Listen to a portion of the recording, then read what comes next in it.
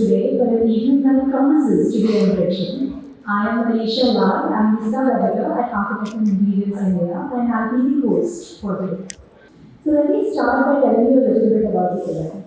Architect and Interior India's flagship property, Design Debate, takes on two topics, tradition versus technology, which are arguably two sides of the same coin. They exist in a very delicate balance, and this balance will be what dictates the designs of the future. So we have introduced this flagship property last year, and every month we tackle a new city with a special focus on theatre cities in the past. And every month we explore the enormously diverse and abundant architecture that's present in these cities and has absolutely engaging and stimulating conversations with brilliant minds in each of these cities. And it's very safe to say that Design Debate is taking the design fraternity by storm across the country. So we have conducted 8 editions in the past, and for the 9th edition, we are very excited to be in the city of Raipur, where architecture steeps in traditional values but is always in step with technological advancements. So welcome to the lead with knowledge sharing. And let us have a huge round of applause as we begin this evening of Architect and Interiors India presents Design Debate Library. So to start off this event, I would like to call Mr. Indrajit Saji, Group Publishing Director of ITP Media at Group, to deliver the opening address. Please give him a huge round of applause. It's my absolute pleasure and honor to welcome you all to this Raipur edition of Design Debate. We are coming back to the city after a long gap, but it's still overwhelming to see all of you in person and to see the hall full to its capacity. I am humbled by the warmth and love extended to us. A big thank you to our knowledge partner, IIA Raipur chapter, and friends who have wholeheartedly lended their support to make this event successful. Thank you, Saurabh. He's still on the way, I guess.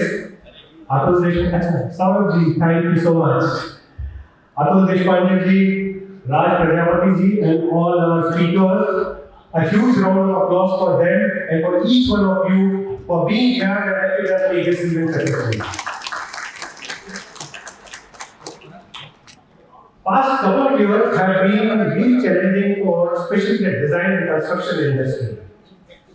Hopefully, we have left the work behind.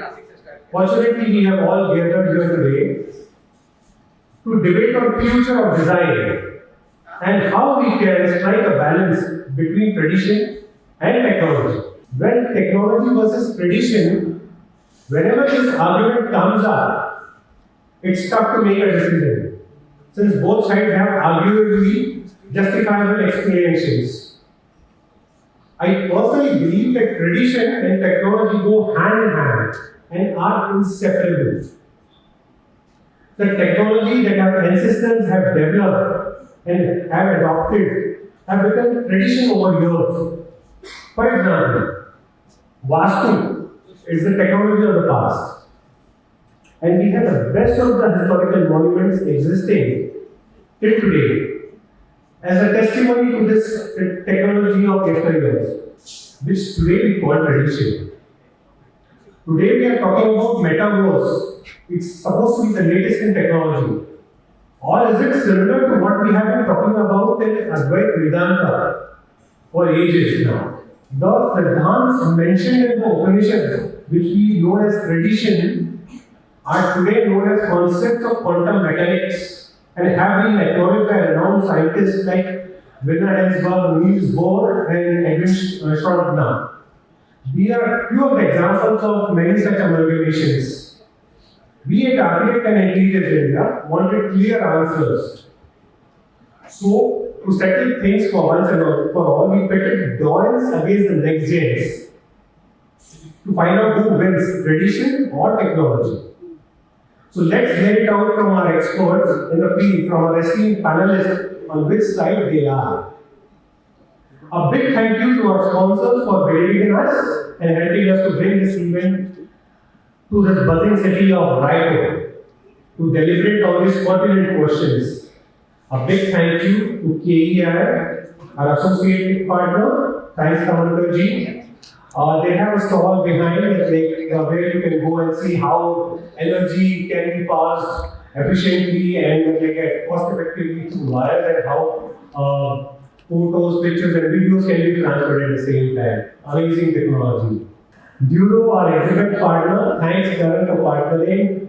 There you can see at their stall how you can go work innovatively with wooden textures, wooden products, and wood finishes. Fuji 7, our exhibit partner, thanks Himanshu. They have amazing new technology they have brought on board while developing kitchens and stainless steel. North Seating Solutions, our acoustic partner, thanks Shraddha, thanks Mr. Srivastava and Mr. Mahindra. There you can see how acoustics can be used and how innovatively these products are made and they can be used in various of your projects.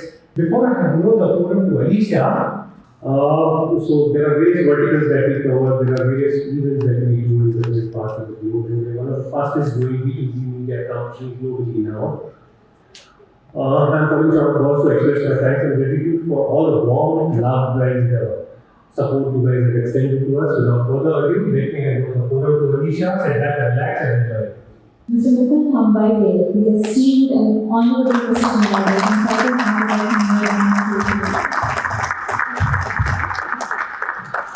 with a phenomenon and body of work that is impressive to all, he is a force to be reckoned with.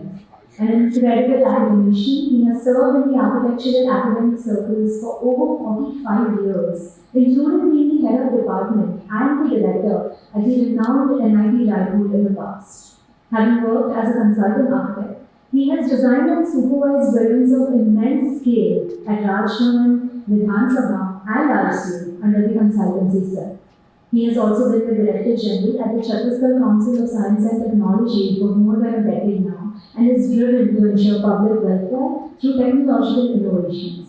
And I can think of no better name for our theme today, Tradition versus Technology, than Mr. Hambaide himself as our guest speaker.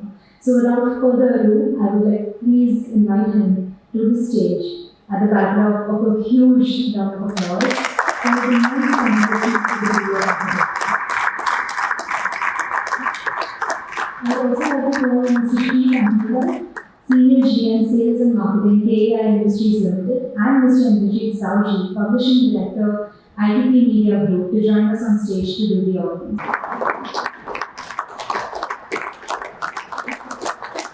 Honored, I fail to understand why, but then there is a felicitation.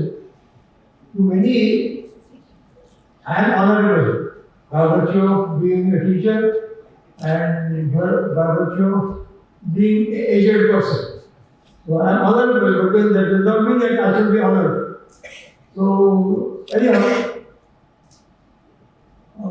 after a very long gap, I have come along with the architects community under this event.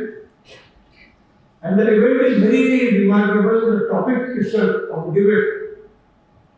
I wish to that I will hear the speakers first and will like to say few words afterwards. But okay, this can be otherwise that this can be a sort of keynote comment, if not keynote address, keynote comment regarding the subject. I have given some bite just now. I will repeat a few things there.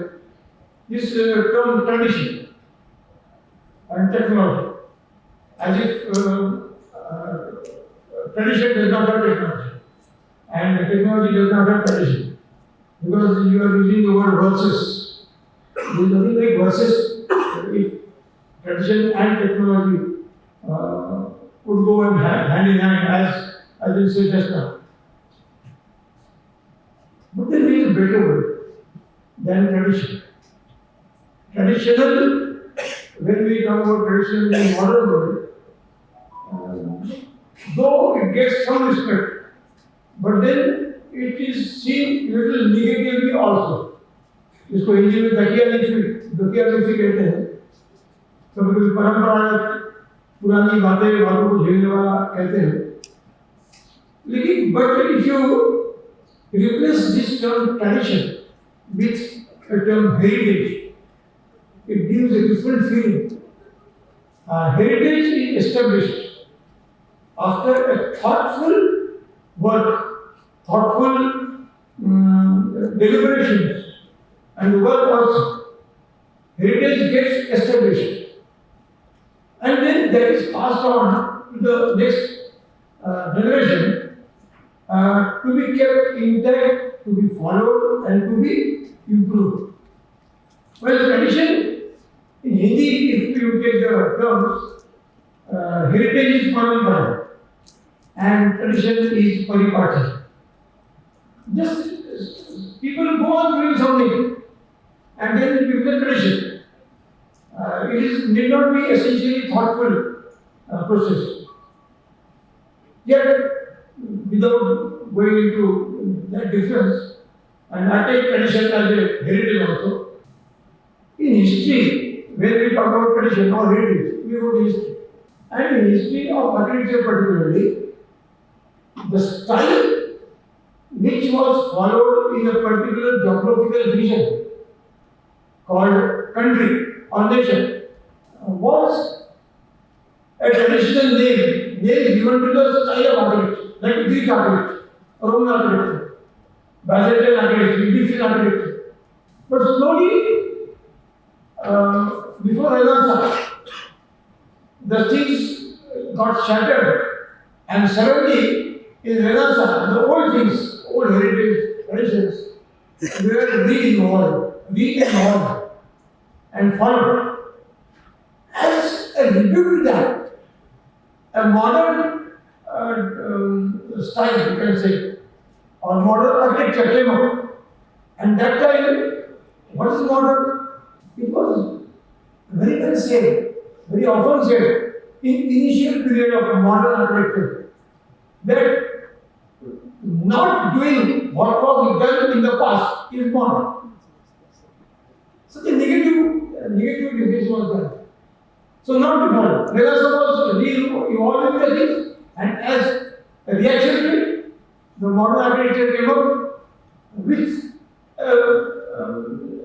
goal not to do what was done in the past. Even in your classroom, when we were talking about design, saying, do yourself, do something new, which was not done by others. So that is modern. There is nothing wrong in it. But when it comes to heritage or tradition and modern, one thing you must remember that the tradition is not only history. It is not static. Tradition is a flowing river.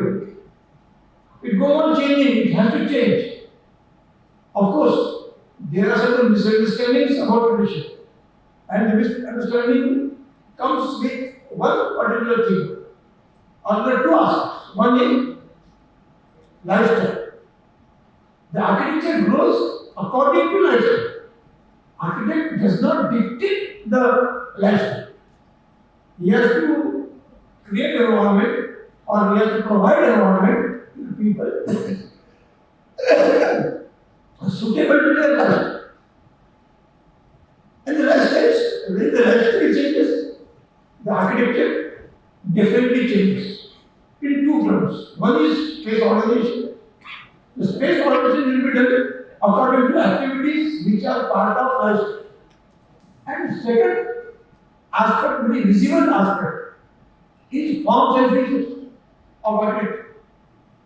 Now, these forms and features are misunderstood a lot.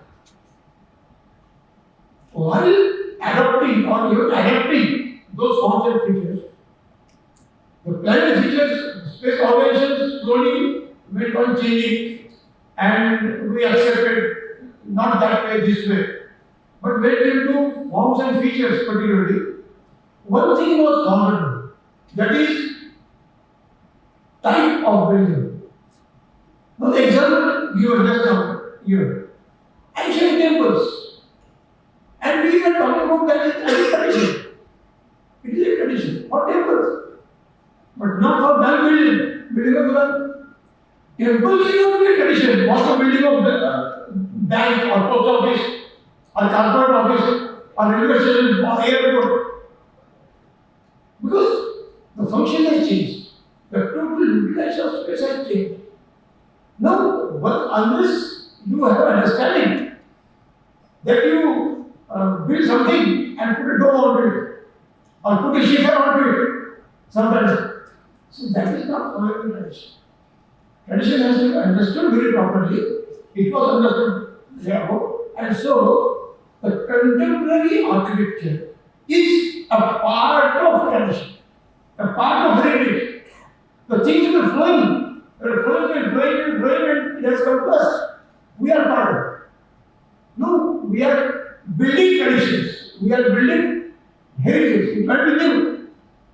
Similarly, I'm sorry, I'm giving a lot of time because I was asked to say a few words. My definition of few. When I stand and open my mouth, being a lecturer and teacher, my mouth does not stop before 50 minutes. I'm not still about it. 50 minutes maybe is the minimum time for that. Anyway, second thing is materials, and that is very much part of interiors nowadays, even exterior. Historically, we find the buildings, whether in Greek or Egypt or India or anywhere, they are built in single material. Stone is stone. Even except a few lateral doors and windows, where the timber was done. Even in some buildings, even that was not done. So it was stone. That's it. In modern times, first of all in Paris, the glass came, the steel came, the plastic came, and slowly they started coming into the buildings. Externally as well as externally. Cement is one of the material which revolutionized everything. Steel, cement and glass. But then slowly various materials, and old man, I am not keeping an update in the market, so I won't speak on that because there is so much variety in various materials that I am not able to keep track on that. But there are so many materials, but they not unless your design values are overpowered by just selection of materials. Nowadays, architect and the client will speak this style, this veneer, this material here and there, showing the photographs, and just selecting the materials and treating your surfaces internally, externally with those materials only is or has become, unfortunately, aesthetics. Aesthetics is not that. It's something more than that. When as a teacher we teach masses and voids and proportions and harmony and contrast, everything. It's all about composition of various forms. Materials has overtaken it. It should not be that much. It should go hand in hand. Along with it, no problem. So, these are a few thoughts which came to my mind. But then I am very much against, I am versus the term versus. So it should be, and I think the debaters, speakers will take this into cognizance and take that, go ahead with the word is now versus that something is modern or contemporary or technology, something to fight against tradition. Or tradition is something which gets which has got overcome with the technology. So it is not so. The tradition and technology or contemporary architecture, if I say. So traditional architecture, or heritage architecture, or contemporary architecture. Contemporary architecture is nothing but the last stage in our lifetime of a flowing river of heritage. Thank you very much. Namaste. Good evening, ladies and gentlemen. I am honored to present our company in front of such great architects and interior designers and authority like sir. So I would not take much time, and we have just run through our AV to exactly give what KEI is. So I would like to start with some small presentation and with some few slides. I would just try to explain what KEI is, and we look after your support and guidance in our journey when moving ahead and being part of your prestigious projects. Can we have AV, please? I would like to just brief about KEI, what KEI Spain has on the 7 pillars: wide product and sectoral presence, strategic manufacturing, strong pre-qualification credentials, robust R&D, healthy financials, experienced management team, skill and talented workforce. As we have just mentioned in our AV that we started in 1968, so almost we have completed 54 years in the industry, and we are expanding our network of dealer distributors and direct clients. So we are proud to mention the numbers here, like we are having 1,100 plus dealer distributors spread across India and abroad, 2,000 direct institutional clients who are doing the major purchases in single purchase orders, and dealer distribution help us to reach to the end customer. So coming to our wide product and sectoral presence, I feel proud that when we discuss India, KEI is the company which is having a wide product basket, which is offering in India, and the product range goes from, if we start from top to bottom, the extra voltage cables we manufacture up to 420 kV. Then medium voltage cables, low voltage cables, those cables are with copper conductor, aluminum conductor. Then we have instrumentation cables, rubber cables, solar cables, building wires. Basically, we are looking for commercial and residential. Here we offer our wires with FR, fire retardant, low smoke halogen, then zero halogen cables, which are now getting mandatory for public places, and we try to promote with your help. Whenever you are specifying such products, we request to you that please specify zero halogen cables whenever there is a places like public gathering. So that will help whenever any such bad experience or bad thing happens of fire and all. So people lives are taken care because that is a priority for everyone. With this wide product range, we are covering all sectors, starting whether it is oil and gas, power, cement, chemicals, and all top-notch companies. We are an approved brand in these sectors, and regularly we are getting patronage to serve them. As we are today in Raipur, so I just spoke with my team here and try to find out our private customers, what we are supplying or we are associated with them.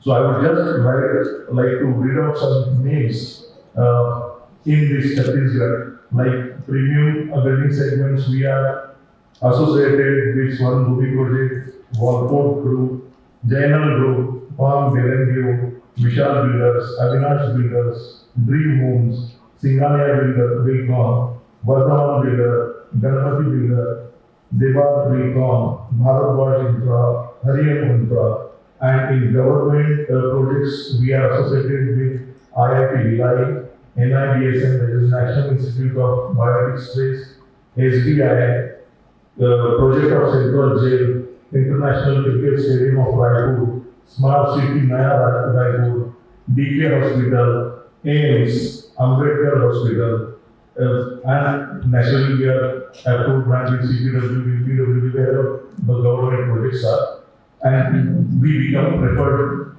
brand there. In some government institutions, we are regularly supplying our products to SCCL, NMDC, NTPC, SAIL BSP, NSPCL, and when we talk about the industry, we associated with Real Ispat, Hira Ferro, Neko Industries, Sharda Energy, Vandana Global, Single Enterprises, Jindal Power, Jindal Steel, Sambho Ispat are few of our prime customers. So we feel that we are in Raipur, so definitely we should take their names with them we are standing in the market and we could be able to discuss about our company. So thank you for our customers. We will just go to it. And when we discuss about wires and cables in any projects, wire and cables are always come as a last priority because mostly it is always available in stock. But many of the cases when we discuss about the new technology and new product range, so we need to be always on our tools to make sure that we are supplying our products on time to customers. Because purchaser's point of view, cable, though it is a capital item, it is always come when buildings are ready, then we need a wiring. So at last moment, people run that okay, we need extra, we want delivery yesterday. So we have created our strategic locations for manufacturing at 5 different places. Bhiwadi, Chaupanki and Patred, they falls under Rajasthan near New Delhi, and Raipur and Chinchpada near Mumbai.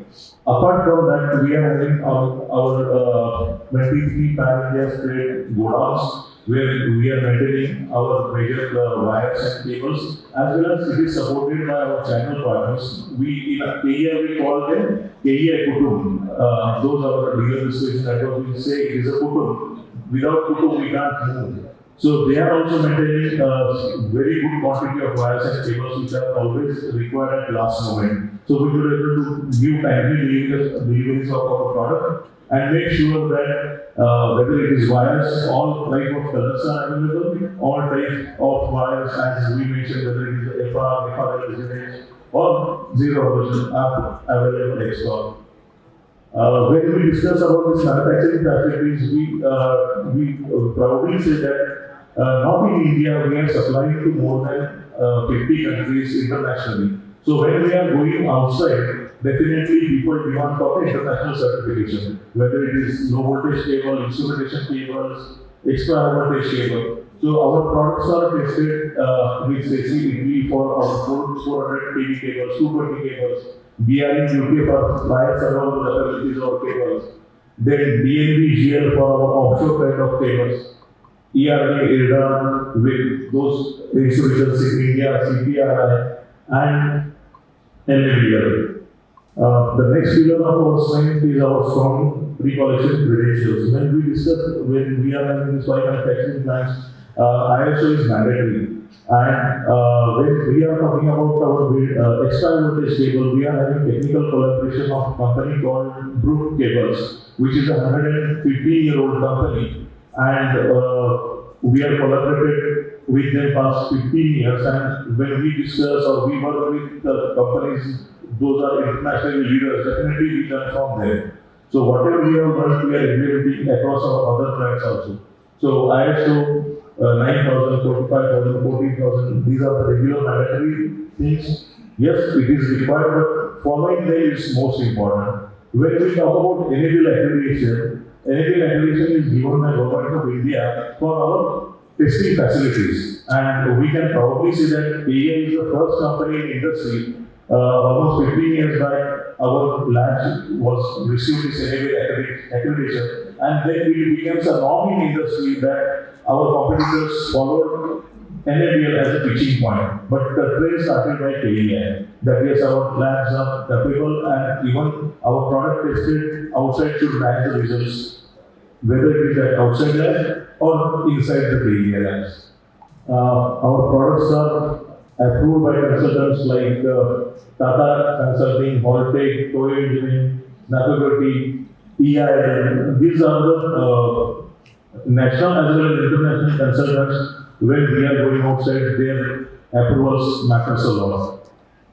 In robust R&D, as I already mentioned about our collaboration with Brook Cables, that is helping us to strongly build our systems with their experience. In whatever Olympics happened worldwide, Brook was the company who was supplying these extra voltage cables, and they were always preferred me. So with their technical collaboration, we have started supplying 400 kV cables within India. That is the dream project of our Prime Minister, that now all smart cities, we should avoid the overhead and electronics and everything should be underground. So considering the future need of our cities, 220 kV, 132 kV, 400 kV cables are become mandatory. So whatever future cities are expanding, load is taken care in advance. So all the times we should not be doing the same activity of digging roads and creating a problem. So what class machines we are maintaining at our plant, all machines are from Germany where sensors are put on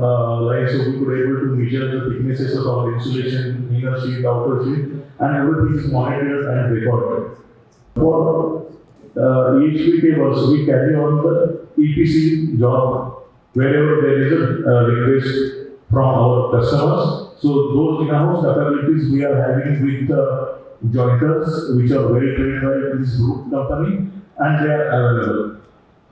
Apart from that, in past couple of years, we have started manufacturing polymers because polymers plays a major role in design of cable. And when we are talking about expansion and giving value to the customers and competing in the market, when we do the polymers in-house, we create a good quality material and whatever value addition is there, we could able to pass on to the customers. As the next strength of KEI is the public limited company. Our company started in 68. During 90s, we went public.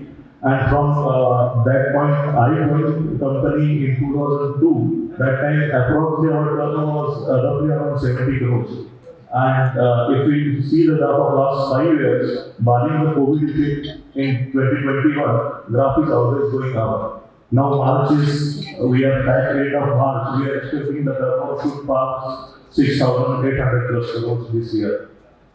It shows with the balance sheet of what revenues are going increasing day by day because all communities in stock market they look for these numbers. And these numbers are quite attractive and I am feeling proud that at present our shares are doing good and they are at their highest level.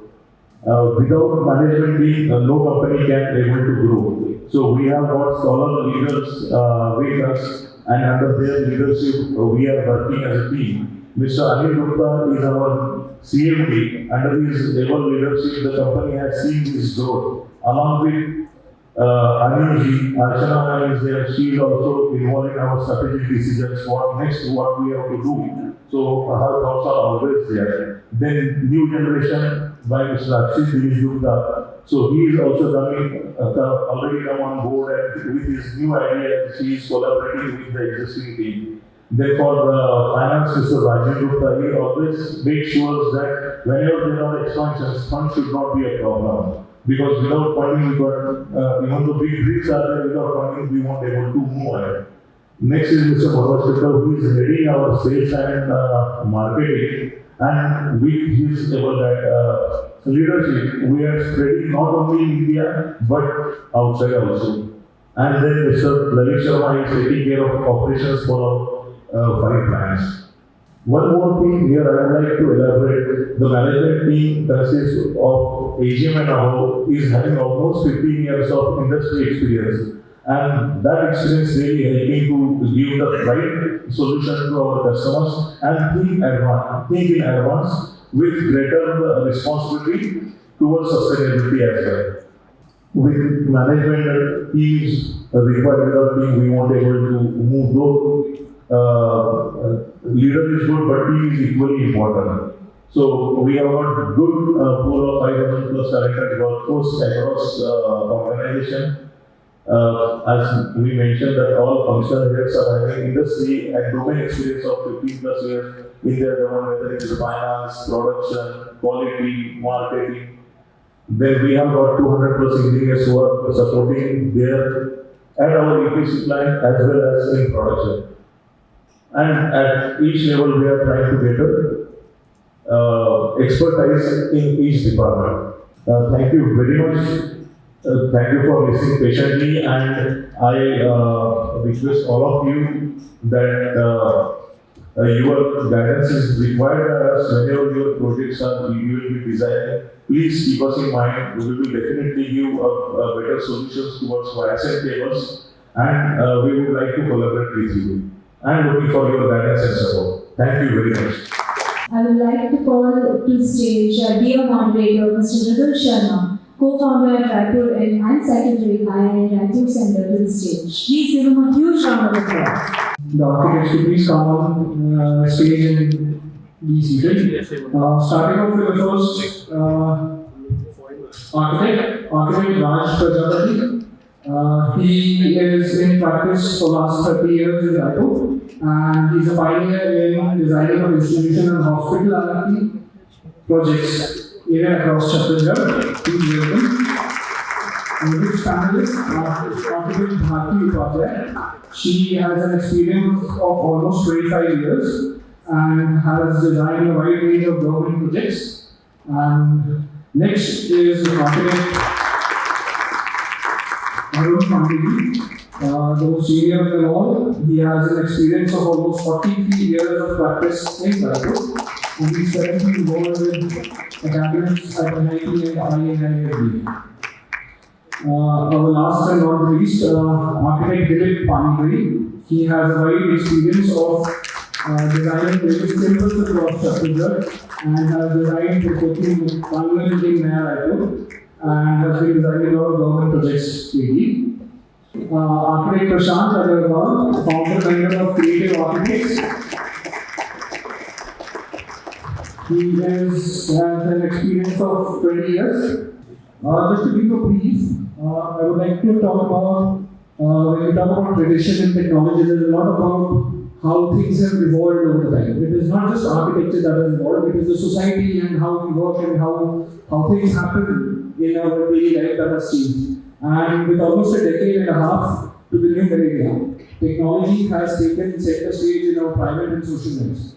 With the advent of technology, we have no doubt become smarter in a way of life, but we have learned to do things a faster, smarter way. I'm sure you all remember the days when making an international call was a tedious affair, where one had to book a call with a telephone operator and wait patiently. Today, you couldn't think twice before picking up our mobile phones and dialing an international number. Now, this is not just technology helping us, but it has also changed human behavior to a large extent.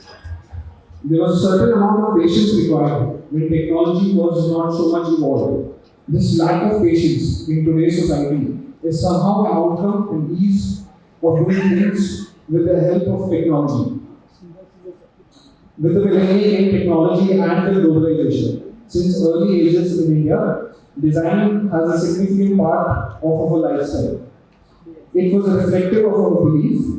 It was after independence, or say in the later part of the 20th century, that we evolved to a more vernacular designs, or better defined as necessity is a mother of invention. We sort of did a lot of research on that. And now, with the vernacular image is being challenged by the global image. The regional identity is being challenged by the global aspirations. Identity being closely linked to culture is complicating the matter in a country as profoundly diverse as India. Across the country, in addition to natural and geographical diversity, man-made rituals of language, celebration, food, and apparel vary every few hundred kilometers, making it complex to chalk or pan-India sensibilities.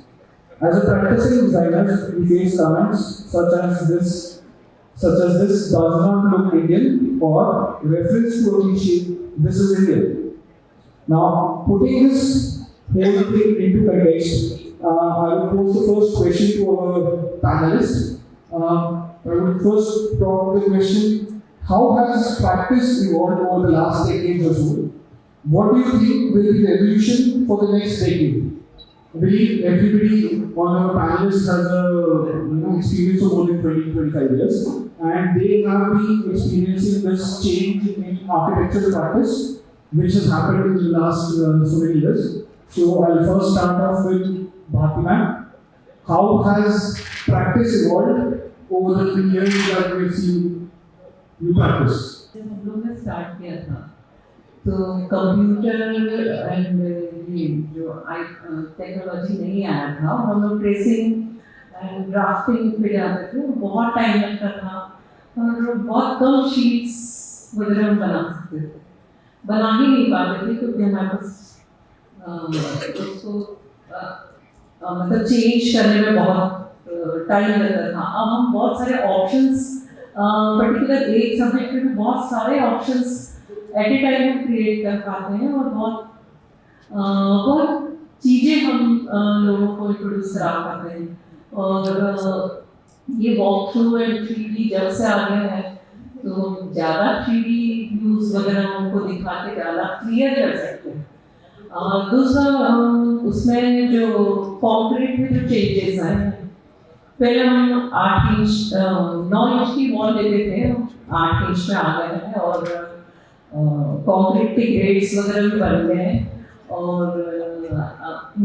पहले जैसे अपन क्या बोलते हैं rods वगैरह छोड़ के रखे थे फॉर फ्यूचर एक्सपांशन, अब तो इतनी अच्छी टेक्नोलॉजी आ गई है कि आप उसमें होल करो, ड्रिल करो और आप नेक्स्ट एक्सपांशन फ्यूचर एक्सपांशन कर सकते हैं। तो टेक्नोलॉजी में तो काफ़ी इम्प्रूवमेंट है।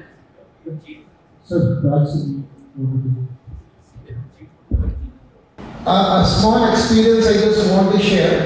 In one of my project, I used to complete one sheet in 4 days, and within minutes it got changed.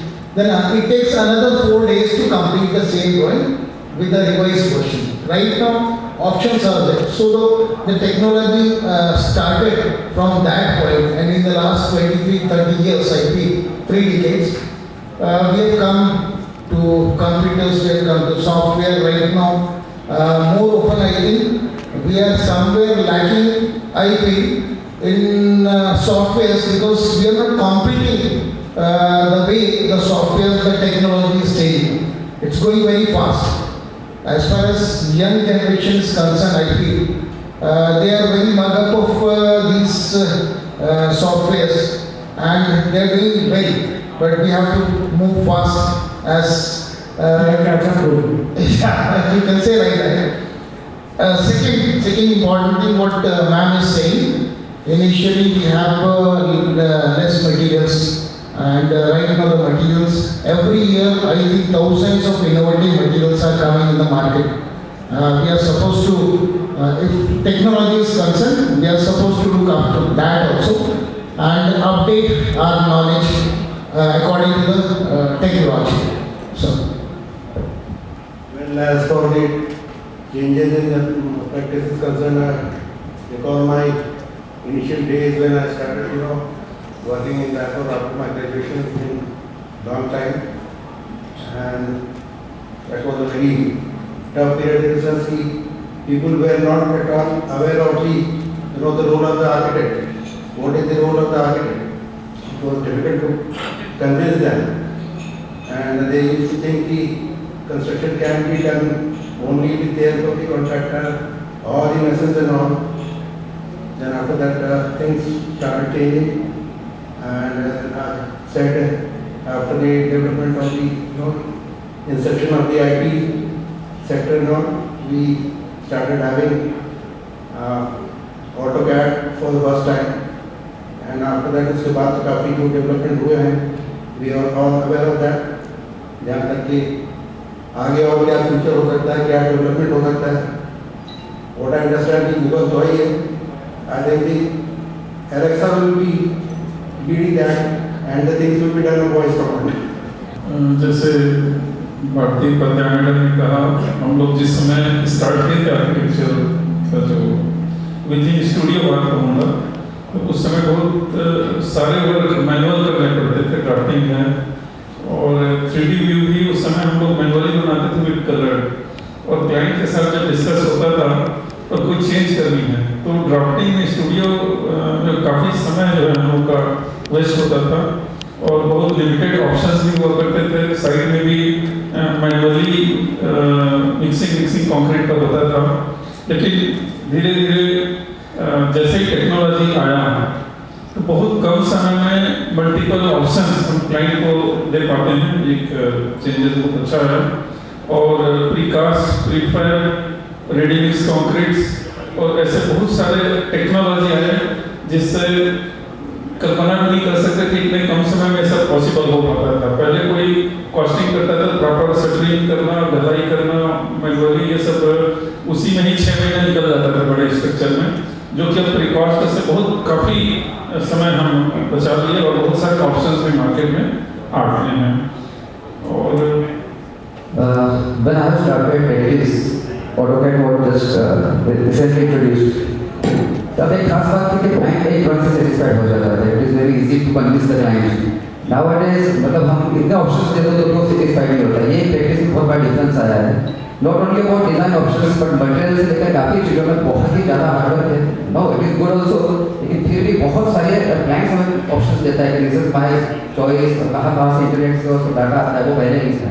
तो पहले की प्रैक्टिस हमारे लिए काफ़ी ईजी थी और हमारे लिए काफ़ी इनोवेटिव थी. अभी थोड़े इनोवेशन रिस्ट्रिक्शंस आ चुके हैं as compare to before. But then, as compared to earlier, we have made it faster to do design. We can give designs much faster, and I think it will be. What do you think will be the next step? मतलब अभी तक तो as architect Prashant just mentioned that we were talking about 2D CAD drawings and everything. What do you think will be the innovation in the next 10 years? अगले 10 साल में आपको क्या लगता है कि क्या चीज़ होगी? Metaverse and 3D printing. इसमें एक ही चीज़ थोड़ा सा तो सावधानी बरतने का मुझे लगता है. आर्किटेक्ट की जो रिस्पॉन्सिबिलिटी है, डेवलपमेंट या टेक्नोलॉजी इतना भी फास्ट ना हो कि एक समय था जब पूरा जो इकोसिस्टम है वो बना हुआ था और जैसे जैसे टेक्नोलॉजी आते गया और हमारा जो सोशल बॉन्डिंग है, फैमिली है और फॉर द नेशन है, ये धीरे धीरे या नेचर है वो हम डिस्ट्रॉय करते हुए चले गए. तो नेचुरल है कि आने वाले समय में और जैसे ट्विटर, फेसबुक, आपका व्हाट्सएप और इस तरह से एडवांस कैड के सॉफ्टवेयर आ रहे हैं, तो नेचुरली आने वाले समय में और इसका स्कोप और एडवांस होगा. और मुझे याद है मैंने एक बार रेडी-मिक्स कंक्रीट जिस समय फर्स्ट टाइम रायपुर में यूज़ किया, तो उस समय मेरे ख्याल से 97-8 के आसपास की बात है रायपुर में, और तब जर्मनी में 72 में आ गया था. तो हम लोग काफ़ी पीछे में हैं टेक्नोलॉजी को इम्प्लीमेंट करने के मामले में. अब धीरे धीरे चेंजेस आ रहे हैं, तो उसी तरह से आगे आने वाला जो समय होगा, अभी जो चल रहा है उससे भी कहीं और फास्ट टेक्नोलॉजी आ जाएगी. जैसे ग्रेड ऑफ कंक्रीट्स में रेगुलर जो इम्प्रूवमेंट हो रहा है, और वैसे ही इनसाइड ऑफ स्टूडियो अभी पहले होता था कि हम जो क्लाइंट को दिखाएंगे प्रेजेंटेशन, उसी में से ही वो थोड़ा बहुत महीना चेंज करते थे. अभी का समय वाकई ऐसा आ गया है कि 10 ऑप्शन क्लाइंट ही ला के देते हैं, मेरे को ये चाहिए. तो वो इस तरह का आने वाला जो समय होगा वो और नेचुरली अवेयरनेस मटेरियल्स में क्लाइंट के ऊपर भी और पर्टिकुलर हर एक फील्ड में, जैसे हॉस्पिटल बनानी है तो हॉस्पिटल में भी बहुत सारे स्पेशलाइजेशन हॉस्पिटल ही करने वाला जो हैंडल करने वाला जो आर्किटेक्ट्स है वो उसी में ही काम कर रहा है. इस तरह के कोई स्कूल के ऊपर काम कर रहा है तो उसी में और एडवांस में चला जाएगा ऐसा लगता है. तो थोड़ा आने वाला समय में और इसको तो दिखाई देगा नेचुरल है, जिससे बेनिफिट होगा प्लानिंग करने के लिए. But sir, what do you think with the influence of social media, जो हम social media करते हैं, और with the advent of Pinterest specifically, because Pinterest is something that all our clients have on their phones, and the sort of exposure that the client today has. Do you think social media is playing a better role in educating the client, or is it screwing up the architectural practice for us? Definitely social media is helping the client. Client is more aware of the things, more the requirements are what is his requirement is more alert for that, and he is coming up with the all kind of solutions, and we have to implement that. We have to listen to the requirement of the client, and we need to do that according to his desires and all. Raj sir. Ridul, I want to add one small point in your last question. See, in the coming decade, what I am looking for is, and what we are expecting, the scenario is changing very fast as far as technology is concerned. So I think you just look into the softwares. When we start AutoCAD, you will find another software, then SketchUp, You just bug up with SketchUp, you will find 2 other softwares, Revit and all. Now, in the last, I think, event, I think we have came across the theme. So, softwares are growing very fast. And in the coming decade, I think many more simulation softwares are also in the market. We will have to get aware and updated of all these softwares. I think we'll have to move fast. As far as technologies are concerned, right now we are finding robotic constructions. Right now we are finding 3D modeling with you can say robots only. And pre-stressed concrete and ready-made houses are being constructed in factory and placed in one place as far as similar module styles of constructions are concerned. So day by day this technology is increasing, and in the next decade I am expecting all these things in India and world also. Same way type of materials and innovations, they are also growing very fast. Usually what we see in the last 3 decades, there may be a drastic growth in change of technologies as well as change of materials. So this is what I am expecting in the next decade. Same way, I think we have to update it for all this. Now the second question, we just repeat the second question what you have. Has social media helped architecture practice or it is creating more problems than solutions? See, I had a discussion with one of the event organizer regarding this point. Many a times it happens they came to a city and call upon some of the architects as panelists or for their stage for the dais. Every time what I found is actually these architects, though they are youngsters, but they are updated in media, this thing Instagram and other media partners, media for me sorry. Twitter and all. What happens? Actually, we as such are, I think, senior giants, what you are saying, we are lacking somewhere in the media, and media is growing very fast. There is some lacuna also, there is positive point also, there is negative point also. Positive point is this, that right now media is also moving in such a way that if I get a project somewhere in some other state, I simply go in with the media and find out how many architects are there and whom to go. That exactly comes through the media only. As far as our generation is concerned, we also try to say add all the media things in our practice, but these youngsters, I feel, so media is playing a good role and it is good, but at the same time it is bad in respect. Like as far as client is concerned, from media he can get a number of options, and when he comes to our office, he is simply confused with all the options. And when he talks for some project with us, so we find it difficult to convince that person, and this is what media is playing right now. You are getting a number of options through media for the clients. So that is one legend I feel the media is playing.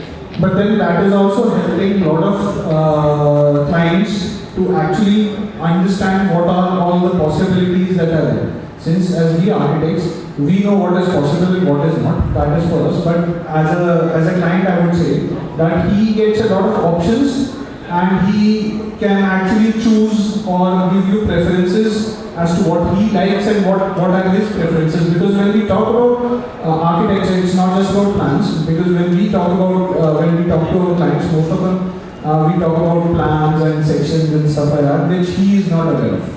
But at the same time, we also have to educate our client that what are we trying to achieve when we design some space. So is it not a good idea that a client who is already educated comes to you? Is it not?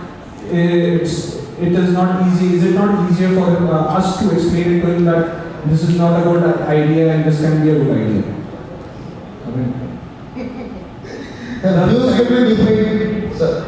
It is something like that. जो media का impact अभी जो general public पे है,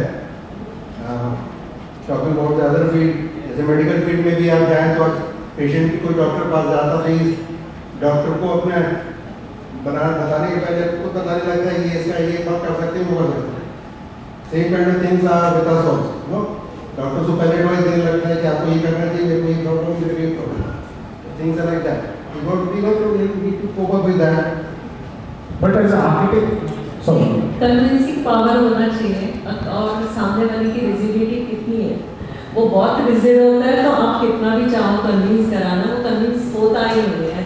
तो वो दोनों हैं, आप में कन्विंसिंग पावर है तो आप कन्विंस करा सकते हो. और एक चीज़ के लिए मैं बोलना चाहूँगी कि मैं अगले जो भी 10 साल में हैं उनको बहुत सारे प्रॉब्लम्स आ रहे हैं जो मैं कुछ हमको आते भी नहीं है सॉफ्टवेयर्स में. आजकल ऐसे भी सॉफ्टवेयर्स आ गए हैं जिसमें आप plumbing detail, electrical detail and structure detail सबको एक साथ आप 3D में देख सकते हो. उसमें कौन सा चीज़ कौन सा ओवरलैप हो रहा है. कई बार अपनी सैनिटरी पाइपलाइन इलेक्ट्रिकल पाइपलाइन से ओवरलैप हो रही है या कहीं पर हो रहा है. और ऐसे भी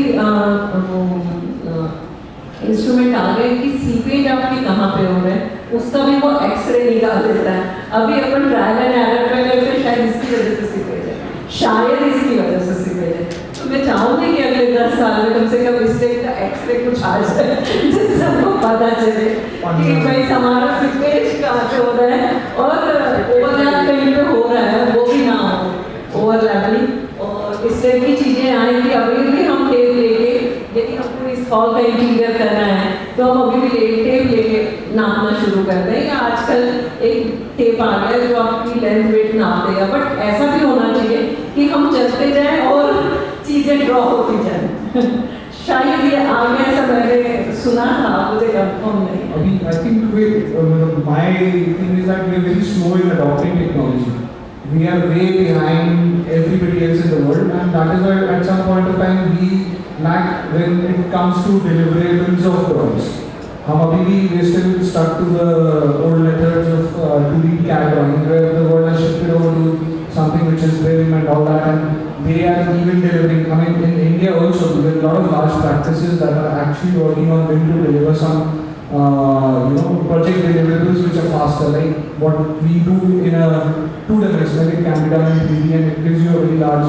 There was some presentation somewhere who said that they were able to do some project which almost took 2 years. It could have taken 20 years just to deliver. I think it was Morphogenesis. They've done the largest building in the world. It is somewhere in Surat, if I'm not wrong. Bharat Pose or something like that. And we get chocolates for a Natron, but we don't get them. Moving on, next I'll switch over to the traditional side of architecture and pose some very simple ones and strong ones. Vastu. Everybody has a very strong view on Vastu, and I think that is something which we all face in Raipur. And since being a small city, Vastu plays a very important role in how we are designing. The client has a very serious point of view on that.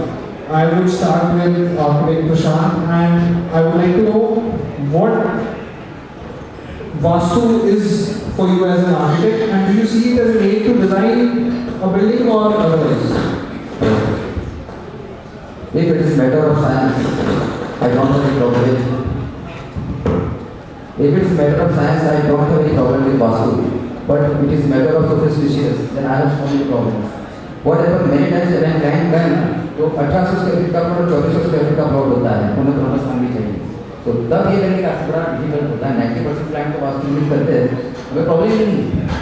लेकिन हर बार वही demand हर plot में hello it is not possible. So I believe Vastu, but not that much. It's depend because I have to do my practice, तो I have to respect my client demand. But many times हर चीज़ के लिए space होती है. वास्तु तब अच्छा लगता है जब आपके पास स्पेस, छोटी स्पेस में वास्तु को नहीं कंट्रोल जस्टिफाई कर सकते.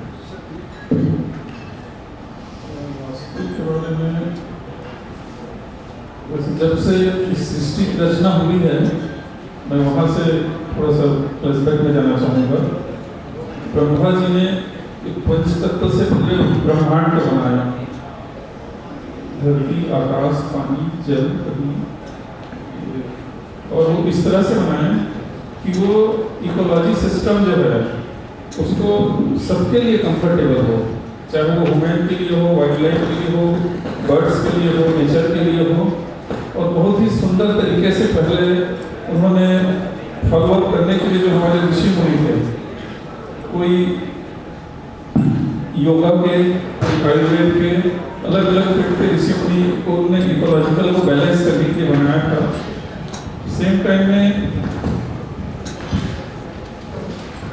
विश्वकर्मा भगवान ने, जैसे हम लोग देखते हैं पुराने जो नगरी वगरी जो बसाए हैं, उसके बाद में जो चेंज आया, मोहनजोदड़ो हड़प्पा का जो डेवलपमेंट आया, और धीरे धीरे एक रिवॉल्यूशनरी चेंजेस, पहले एक कॉन्सेप्ट था नहीं, इतनी टेक्नोलॉजी थी नहीं, तो बिल्डिंग बनाने का एक फार्मूला, उसको हम लोगों ने 3 कैटेगरीज में डिवाइड किया था, रिलीजियस, रेसिडेंशियल और भव्य इमारत, जिसमें किले मिले बनते थे। ये बड़े टाउनशिप पहले बनता था, और प्रॉपर ओरिएंटेशन के अकॉर्डिंगली उन लोगों ने उस समय प्लेस किया था, और किधर मास्टर बेडरूम हो, किधर में किचन हो, कहाँ एंट्रेंस हो, कहाँ पर सेप्टिक टैंक आएगा, टॉयलेट्स आएगा। लेकिन उसमें ये कहना चाहूँगा कि जो गुड पॉइंट्स हैं वास्तु के, जैसे किचन ईस्ट फेसिंग हो, साउथ ईस्ट में, और मास्टर बेडरूम में बेड का जो डायरेक्शन है सोने का, वो दक्षिण तरफ हो। तो ये इस तरह की कुछ बेसिक जो चीज़ें हैं, जैसे अल्ट्रावायलेट रेज थेरेपी आ रही है, और हमारे जो किचन के बैक्टीरिया हैं वो यदि ठीक हो जा रहे हैं, तो वो उस तरह की चीज़ को अडॉप्ट किया जा सकता है। और जैसे सिर दक्षिण में ही क्यों होना चाहिए, तो उसके लिए अपना अर्थ के नीचे जो मैग्नेट है नॉर्थ और साउथ डायरेक्शन में, उसके यदि हम सिर को यदि साउथ तरफ सोते हैं तो कंफर्टेबल फील होता है आदमी, जो केस स्टडी के अकॉर्डिंगली जो आया है। और हम यदि सिर को नॉर्थ तरफ यदि कंटिन्यूस एक लॉन्ग टाइम में हम यदि सोते हैं तो कोई डिसीज आपके अंदर आ जाता है। और तो कुछ चीज़ें जो गुड पॉइंट जो वास्तु के हैं, या जैसे पुराने जो टेम्पल जो अभी तक वहाँ बने हुए हैं कई जगह, वो पूरे बेस्ट हुआ था वास्तु के अकॉर्डिंगली। और एडॉप्ट उतना ही करें, जैसे इन्होंने कहा कि लोकल जो एक तो क्लाइंट का requirement, plot size, availability of materials, climatical condition. Vastu में यदि नॉर्थ वेस्ट में टॉयलेट है, सेप्टिक टैंक है, ये लिखा है, लेकिन क्लाइमेटिक कंडीशन के अकॉर्डिंगली विंड का जो फ्लो है, जो फ्रेश एयर जो है, वो यदि नॉर्थ वेस्ट साइड से ही साउथ ईस्ट की ओर यदि आ रहा हो, तो वो पूरे टाइम घर को पोल्यूट करते रहेगा। तो क्लाइमेटिकल कंडीशन पूरे वर्ल्ड में, पूरे जिले में, पूरे कंट्री में एक साथ रहता नहीं है, अलग अलग प्लेसेस में अलग अलग विंड फ्लो चलता है। तो वैसे फार्मूला में यदि हम जाएं तो वास्तव वहाँ पर थोड़ा सा कम फॉलो हो पाता है। और या एक चीज़ कहूँ मैं कि जो गुड पॉइंट्स हैं उसको अडॉप्ट करें, और एक अंधश्रद्धा जो होती है कि वास्तु के आड़ में लोगों को प्रोफेशनली चीटिंग करना, वो उस तरह की चीज़ पे बंदिश आनी चाहिए कि नहीं आपके यहाँ ऐसा हो जाएगा, वैसा हो जाएगा, ठीक है। यदि साउथ फेसिंग हमारा प्लॉट है तो उसमें साउथ लाइटिंग में क्या हमारा बेटर सर्कुलेशन हो सकता है, जिससे हमारे घर के अंदर के लाइट्स हैं और विंड के फ्लो में नेचुरल लाइट ज़्यादा आ सके, और वो कंफर्ट टू यूजर्स हो। और पर्पस अपना, जैसे हॉस्पिटल बना रहे हैं, लाइट चली गई, तो पहले ये नेचुरल रिसोर्सेज तो अभी काफ़ी बढ़ गए हैं, पहले नहीं हुआ करते थे तो भी दुनिया चलती थी।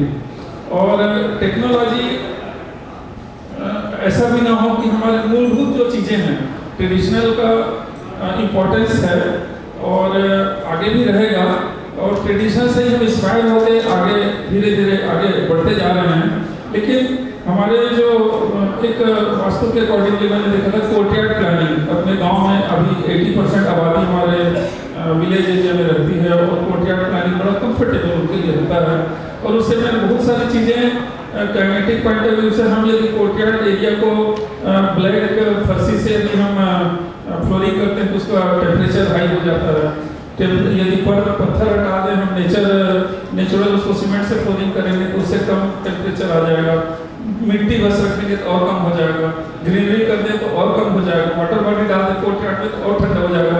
और जब विंड के फ्लो पे यदि अपन देखते हैं थ्रू कोर्टयार्ड पूरे इनसाइड ऑफ बरामदा में और शेडेड एरिया आने के बाद जब रूम में जाता है तो आपको एसी जैसा फील होने लगता है पुराने जो प्लानिंग था। और उससे एक आर्किटेक्चरल पॉइंट ऑफ व्यू से सोशल बॉन्डिंग्स जो थे उस समय एक साथ खाते पीते थे, एक साथ गेट टुगेदर होता था वहाँ पे कोर्टयार्ड में। अब जैसे जैसे मॉडर्न प्लानिंग में आते गए अपने रूम के अंदर ही फिर वो सिमटता गया और उसके अकॉर्डिंगली हमारी जो फैमिली है, हमारी जो सोसाइटी है वो धीरे धीरे डिस्ट्रॉय होता हुआ चला जा रहा है। तो वो ऐसे बहुत सारी चीज़ें हैं जो चेंज हो गई। चेंज हो गई। And I think it is majorly lifestyle which has changed. And earlier we used to have time for everything. Now we don't have time. We have a lot of money, but we still are fighting for a lot of other things. So Raj, I think he has a very strong Point of view on Vastu, and he was talking to us yesterday. I think that's it. Actually, this Vastu Shastra word I never heard in my academics in architecture. In my 5 years course, I didn't have this word Vastu Shastra. It was a climatological aspect of designing a building in architecture. So climatological aspect deals with air, sunlight, ventilation and other things. So that actually is what we people, general people say Vastu Shastra, because there are books in the market which people read and they come to us. Actually, as far as climatological aspects of designing a building is concerned, it is purely logical. And if you compare this thing with Vastu Shastra as of now, whatever aspects we see in Vastu Shastra, if you just consider the olden constructions, now what we are looking at it is purely logical. I can say one small thing which is logical, which I was talking about yesterday also. We always used to see that staircase should be in the clockwise direction, the door should open in the clockwise direction. Why? Because 99.9% of world people, they use right hand as their working, which is more strong. If the staircase falls, if it is in clockwise direction, the handrail will fall in the right hand side, and it is easy to lift your load through staircase. That's why it is given in the clockwise direction to hold your load. Same way as the door. If you open the door with the right hand side and if it opens from the right side, you can use your less effort to open it. But if it is in the left hand side, you can use more. So it is basically easy. Right now, a lot many books are there in the market. What I feel is, in fact, let me tell you, in fact, in my office also, if I find some client purely say stick to the Vastu Shastra, I just deny taking this project, because it is very difficult to convince him, because he has taken everything on papers, every place is kept, and he is taking the plan in front of me that I want to design this as per the Vastu Shastra. So I think Vastu Shastra is something different. I agree to one of the points what Dilip was saying. We should restrict planning as per Vastu Shastra. We should plan our buildings as per the climatological aspects, and it falls the same. It is the same thing. Vastu Shastra in Raipur may be something different, but the Vastu Shastra in Kashmir, in Nepal or in Dubai may be different. Because it is actually dependent upon the sunrise, sunset, wind directions, movement. What is that? And even the software is coming. Simulation is one of the software where you can find all these directions of sunrise, sunset, air, wind directions and all. So I think Vastu Shastra is nothing but climatological aspect. You should go everything logical. One more small point I just want to describe, and I think in all the books you find colors in Vastu Shastra. But as far as I know, the Vastu Shastra, old Granth, what we say, when it was written, there was no colors, Asian paints, Nippon, there was no colors in the market. We used to have Geru, Chuna, Lal Mitti, and gobar and all. These three food colors. And all the buildings in the ancient times were painted by these also. Right now in all the books you will find color in wash station. So I don't know what is the logic behind this. And in architecture we have learned only two things. If the room is small, use light colors. If the area is big, use dark colors. It will be right. That is it. I think this is what we shall try to do.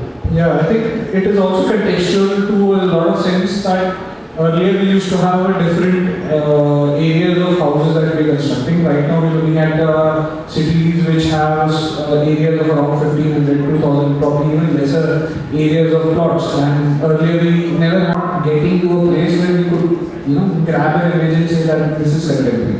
Where are we lacking in it? And I think I'll pose it to the answer. Do you think we have a image for Indian contemporary architects? ऐसा कुछ है? See, I can give you one example. I have been to some hospital projects in Chhattisgarh. There in Raipur, I was supposed to design and my client was agreed to one of the hospital project where we had a number of courtyards in the building. Same time, I was designing some more hospitals wherein it was a closed envelope because the plot size was less. That area, the plot size was more.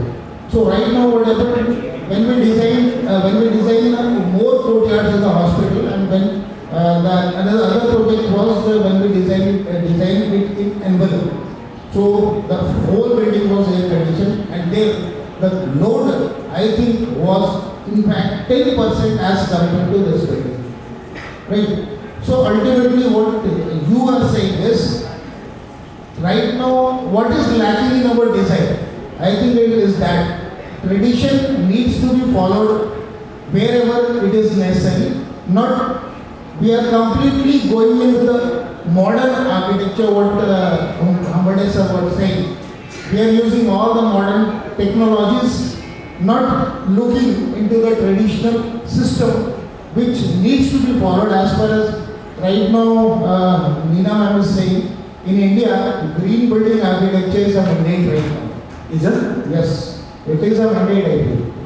And you will not get any of the map approved unless you get it green, you get your project green. So ultimately things are changing, even government is thinking on it. So why don't we think of it? Because the command would deadline Maybe, but you'll have to think in the coming future. Another decade, what we are going to do, one scenario is that what we are talking about, another scenario is you are supposed to really green your building, you are supposed to take a traditional architecture now and modern. I think. Any other point of view? I think I'll take it further. I think I am running short on time. Okay. Now I have posted I'll go to a larger section. I think if we're doing this debate of tradition versus modern, we have to take in context of society. How have our cities evolved? I am talking about a city because we as an architects and planners have only been able to screw up the cities and not talk about the villages. Villages are still how they used to be.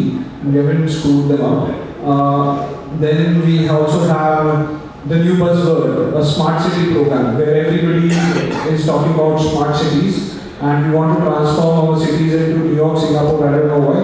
But why can't it be better Raipur and be able to celebrate the living mass and geography that Raipur is? There has to be an identity for a Raipur. Like there's a book called Image of a City. Why is there nothing image of an Indian city? Where we take the city as a stencil to develop spaces within that.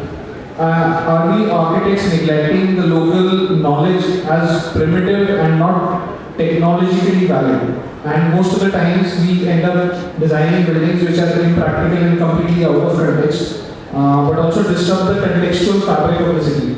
And this leads us to the next question. Do we need architects or societies better off without us? So if you look at the fabric of Raipur, I mean, I'm not going to name the buildings, I think we are all understanding.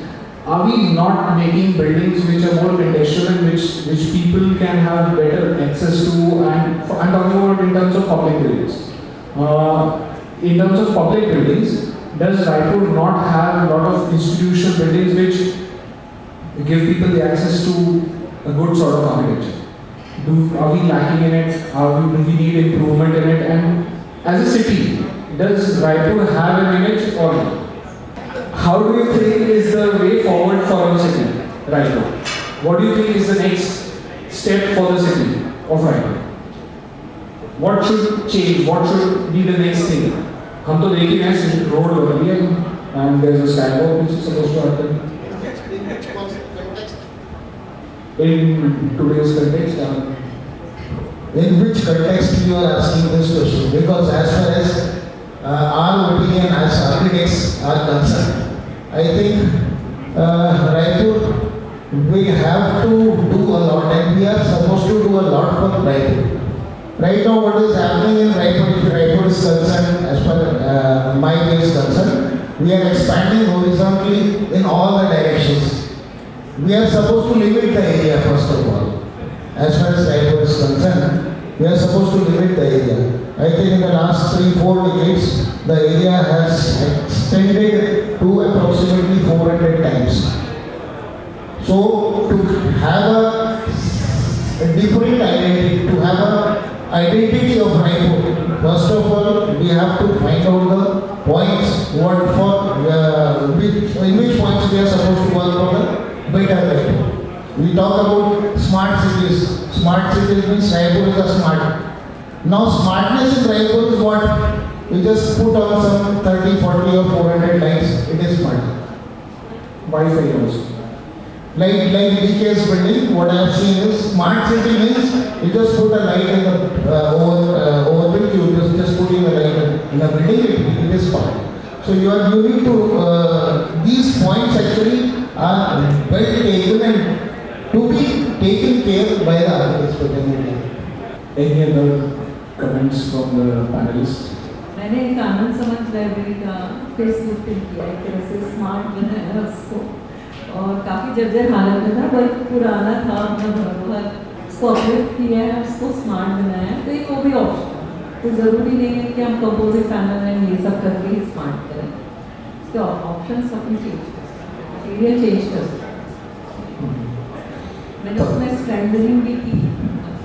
But then, are there any ideas that you would think of making the city better? I'm not talking about smart. Smart is something that we can label everything. कुछ किसी को भी smart बना दो. मतलब आप AC भी लगा के smart बना दो. सबने बना light बना के वैसे. But then, what else? How do you think can a city be made smart? आज की डेट पे वो वर्ड स्मार्ट हो गया है बट आप उसको अपलिफ्ट किया उसको पहले उसको कुछ और बोला जाता था Jawaharlal Nehru urban renewal programme. If everybody is हाँ ठीक है GNUR, it was a better word. So how can we make our cities more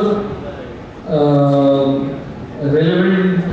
If I say, how can we make them better for everybody, not just us and the people on the road, driving on the road. I am talking about the people जो लोग चल रहे हैं, जो लोग cycle rickshaw चला रहे हैं, जो लोग बहुत सारे और भी लोग, उनका क्या? स्मार्ट सिटी और डेवलपमेंट की बात है प्रजापति सर ने कहा कि डेवलपमेंट हॉरिजॉन्टली जैसे हम बढ़ते जाएंगे और इतना भी ज़्यादा ना बढ़ें कि हम नेचर से खतरे में आ जाएं, शुद्ध पानी हमारा वाटर लेवल नीचे चला जाए और शुद्ध हवा ही खत्म हो जाए और जिंदगी मतलब जीना ही कठिन हो जाए.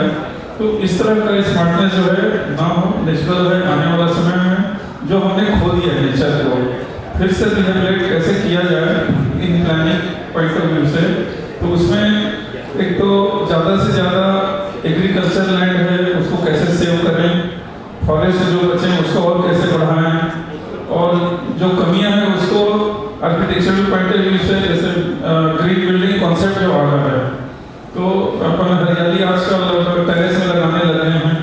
तो जितना बचाया जा सकता है इन्वायरमेंट को, लोगों के कंफर्ट जिससे वो अच्छे से अलग से ऑक्सीजन बनाने की आवश्यकता ना पड़े और पीने के लिए हर घर में आरओ वाटर आजकल अनिवार्य हो गया है.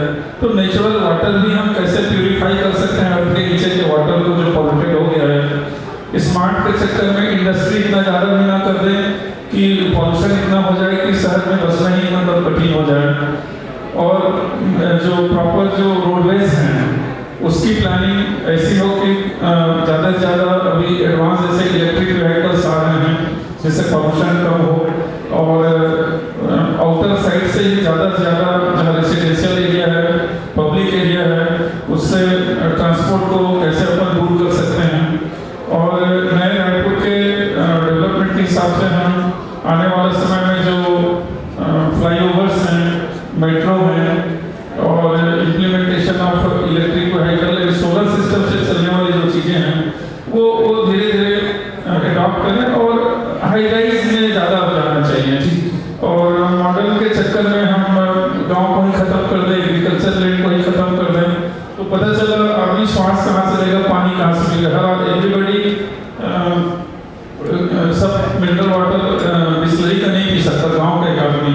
तो कंफर्ट आपके जो लेबर हैं वो भी अच्छे से सर्वाइव कर सकते हैं और हम भी वही पानी पी सकें, वही हवा ले सकें, वही भोजन कर सकें। तो वो मैं समझता हूँ उस तरह से अवेयरनेस की आवश्यकता आने वाले समय में है। और टेक्नोलॉजी भी उतना ही करें जिससे नेचर का जो बैलेंस है वो बना रहे सबके लिए। ये थोड़ा सा Thank you, sir. Thank you, all the panelists. I'm just going to conclude this session with small points that I believe it is important to understand that architecture without tradition is kind of an orphan child, which it's an opportunity to create something more logical and more relevant to today's context, and also an opportunity to make a new language. At the same time, it is also important to understand that past is a stencil for the next stage of evolution. So you can't go beyond something without tradition. Tradition is also an important part of the whole system, and it's always evolving. So they both need to work in tandem and can be more relevant to create architecture that is regional, something like a language you speak. We speak different languages in different parts of the country. It is very contextual. So I think architecture has also to learn a lot from the language that we speak for individual states.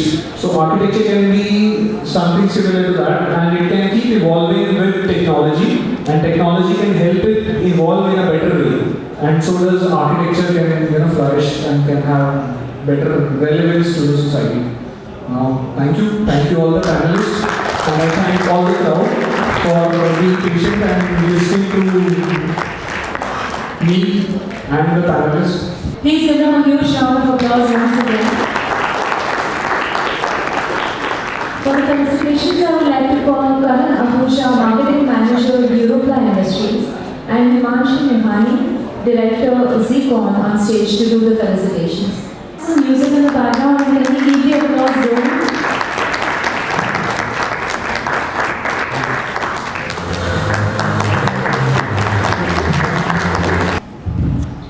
Welcome all, and as Rizu said, he is the youngest in the joint and I am the eldest in the young generation.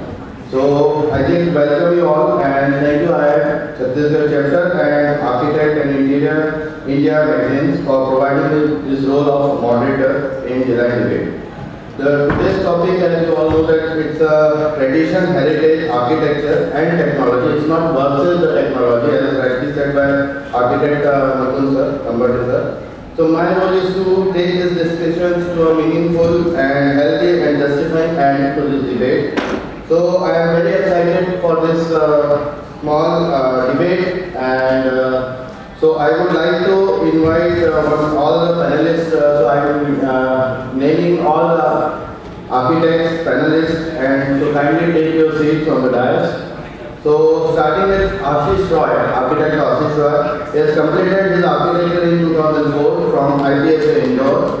Worked as a project manager in various multiplexes and mall projects till 2010, and then started his own firm, professional practice in Dhamtari. Recently awarded by Chief Minister for excellent design of Atmanand English Medium School at Nagari. So, and he is a very good teacher. So, many congratulations, architect Ashish Roy. I would like to call architect Kusum Jaiswal, principal architect of ISDS, Raipur, a graduate from NIT Raipur, she has created a niche for herself in the multifaceted areas of design and architecture. She is young, dynamic, and plays a vital role in uniting females for national convention and led for the front. Next, I would like to call architect Uttam Hussain, graduated in 2002 from NIT Raipur.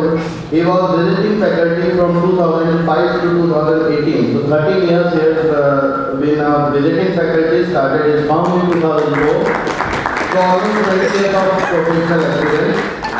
Architect Mustafa Ahmed, principal architect of JetCom. The firm was involved in development of different national and international projects. He is also a well-known architect from Chhattisgarh. He has passed in 2002. He is also having an academic background and currently serving in IDM University, Raipur. Architect Siddhant Sharma, if he is there, yeah. So passed out from NIT Raipur, working in Raipur. He is young, dynamic, energetic, and of course very down-to-earth architect. He did his remarkable work during the pandemic, and his work was acknowledged by the national head body. So he has done a very good commendable job in the pandemic time. Architect Ravi Jetty, sorry. और ये किसी भी introduction के I think मोहताज नहीं है. He is a great person, great human being. He makes everyone's heart through his painting ability. और I think आज इनसे कुछ यहाँ पे कुछ बहुत ही इंटरेस्टिंग कुछ सुनने मिलेगा. So I think and last and not the least architect Swapnil जेटी. So Swapnil has completed his architecture from Priyadarshini College, Nagpur. He was university topper for the 4th and 5th year of college, awarded as emerging interior designer by Magazine Bricks Design. Currently, he is Honorable Secretary of IIIT Raipur Center. Very dynamic, talented, art of young generation. So, I think I would like to give a huge round of applause to all the panelists, and I hope this will be very exciting. So, I think everyone is waiting for that. जैसे कि धीरे धीरे समय कम होता जाता है, सभी लोग घड़ी की तरफ और मुझे ये देख रहे हैं कि मैं कितनी फास्ट जाऊँ. तो आई थिंक मैं अपनी तरफ से पूरी कोशिश कर रहा हूँ कि हम उसको जितनी जल्दी है वाइंड अप भी करें और मीनिंगफुल भी रहे. अभी हमने डॉयंस की तरफ से उनका जो प्रोफेशनल एक्सपीरियंस है, उनके थ्रू काफ़ी चीज़ें हमने देखी, सुनी, समझी, और उनका एक्सपीरियंस कहीं ना कहीं जो टॉपिक्स है उसके रेलेवेंस के हिसाब से उन्होंने काफ़ी अच्छे से अपनी बातों को, अपने थॉट्स को रखा. सो सिमिलरली मैं भी कुछ क्वेश्चन तैयार करके आया हूँ. I hope it's an open to all, but whoever is comfortable please come forward. So we often see the tradition reduces to a facade or a gimmick in modern design. What does it truly mean to design in accordance to the traditions? Means in simple words, अगर मैं बोलना चाहूँगा कि सिर्फ facade का upliftment करके, do we really think that we are achieving that traditional building, right? So आज के context में हम जितने modern buildings को design कर रहे हैं, या कोई हमारे पास कोई ऐसा client आता है, so who wanted to get into the old traditional buildings, उस टाइप के अगर facades हैं, या आपका जो design concept है, if you feel कि उस डिजाइन कंसेप्ट को आप किस तरह से इवॉल्व करेंगे. So what you feel the only face lifting is good enough और we have to go deep into that route. So I think architect Mustafa, would you like to say something on this? या I think facade treatment is nothing, but it's originally about following the principles, the design principles, the methodology, which was adopted in the traditional ways and very good informative ways. And it's not nowadays many things are happening. I know facade revision, lot of old facades are being used in the new designs just to give a showcase. Like a dome is being built in a modern building, just like that. So that is not the real architecture we follow, and it's about, it depends architect to architect, person to person. It's about the philosophy and the design principles. Only the thing is for future the architects are coming, this has to be very strongly built in. What is actually the tradition, how to be followed, what is heritage, as Sir rightly said, it's not tradition, it's about the heritage. So it has to be strongly built in during the education time and when they are coming, and good discussion should happen like that. Like today what we are having and discussing, what points are important, what architects should do, and such debates should be encouraged. So I think it's on there. Okay, so anyone else who wants to clear his point on this? As you said, traditional gimmick of a facade. So first of all, we have to understand what is traditional. Traditional in case of materials, traditional in case of is understanding towards climatology, traditional towards understanding towards the culture of that place. If we are just copying a facade, it means कि as an architect we don't know why this facade has been evolved. If our client wants कि this type of facade has to be done, so being an architect we have to think about this कि वो तो चाह रहा है कि वो चीज़ ऐसी दिखे, पर उसके पीछे का जो इन्वॉल्वमेंट है, क्या हम वो चीज़ अपने प्रोजेक्ट में उसके अलावा वो क्लाइंट को और दे पा रहे हैं? कॉपी करना किसी फसाड को मजबूरी हो सकती है, किसी चीज़ की फैंटेसी हो सकती है, या क्लाइंट की डिमांड हो सकती है। ये एज एन आर्किटेक्ट हमें बहुत अच्छे से समझना होगा कि वो हर बार एक आर्किटेक्ट की मजबूरी नहीं है कि वो चीज़ बनानी है, पर क्लाइंट हमसे चाहता है तो हमें उनके हिसाब से काम करना है। लेकिन जब हम एक फसाड ही कॉपी कर रहे हैं तो हम उसके साथ उसकी जो बाकी की जो फायदेमंद चीज़ें हैं, क्या हम वो चीज़ अपने डिज़ाइन में नहीं ला सकते? इस बारे में एज एन आर्किटेक्ट हमें सोचना होगा। Well, I believe a facade or elevation of a building is actually a face of that building, and it represents कि building के अंदर है, you know. You cannot just make a building in a very different form and अंदर से उसका plan, अंदर से उसका जो setup है, the aura of that building is very different, and if the elevation is different, develop नहीं हो रहा है, it's a faulty building altogether. आपको because it's giving a wrong impression altogether.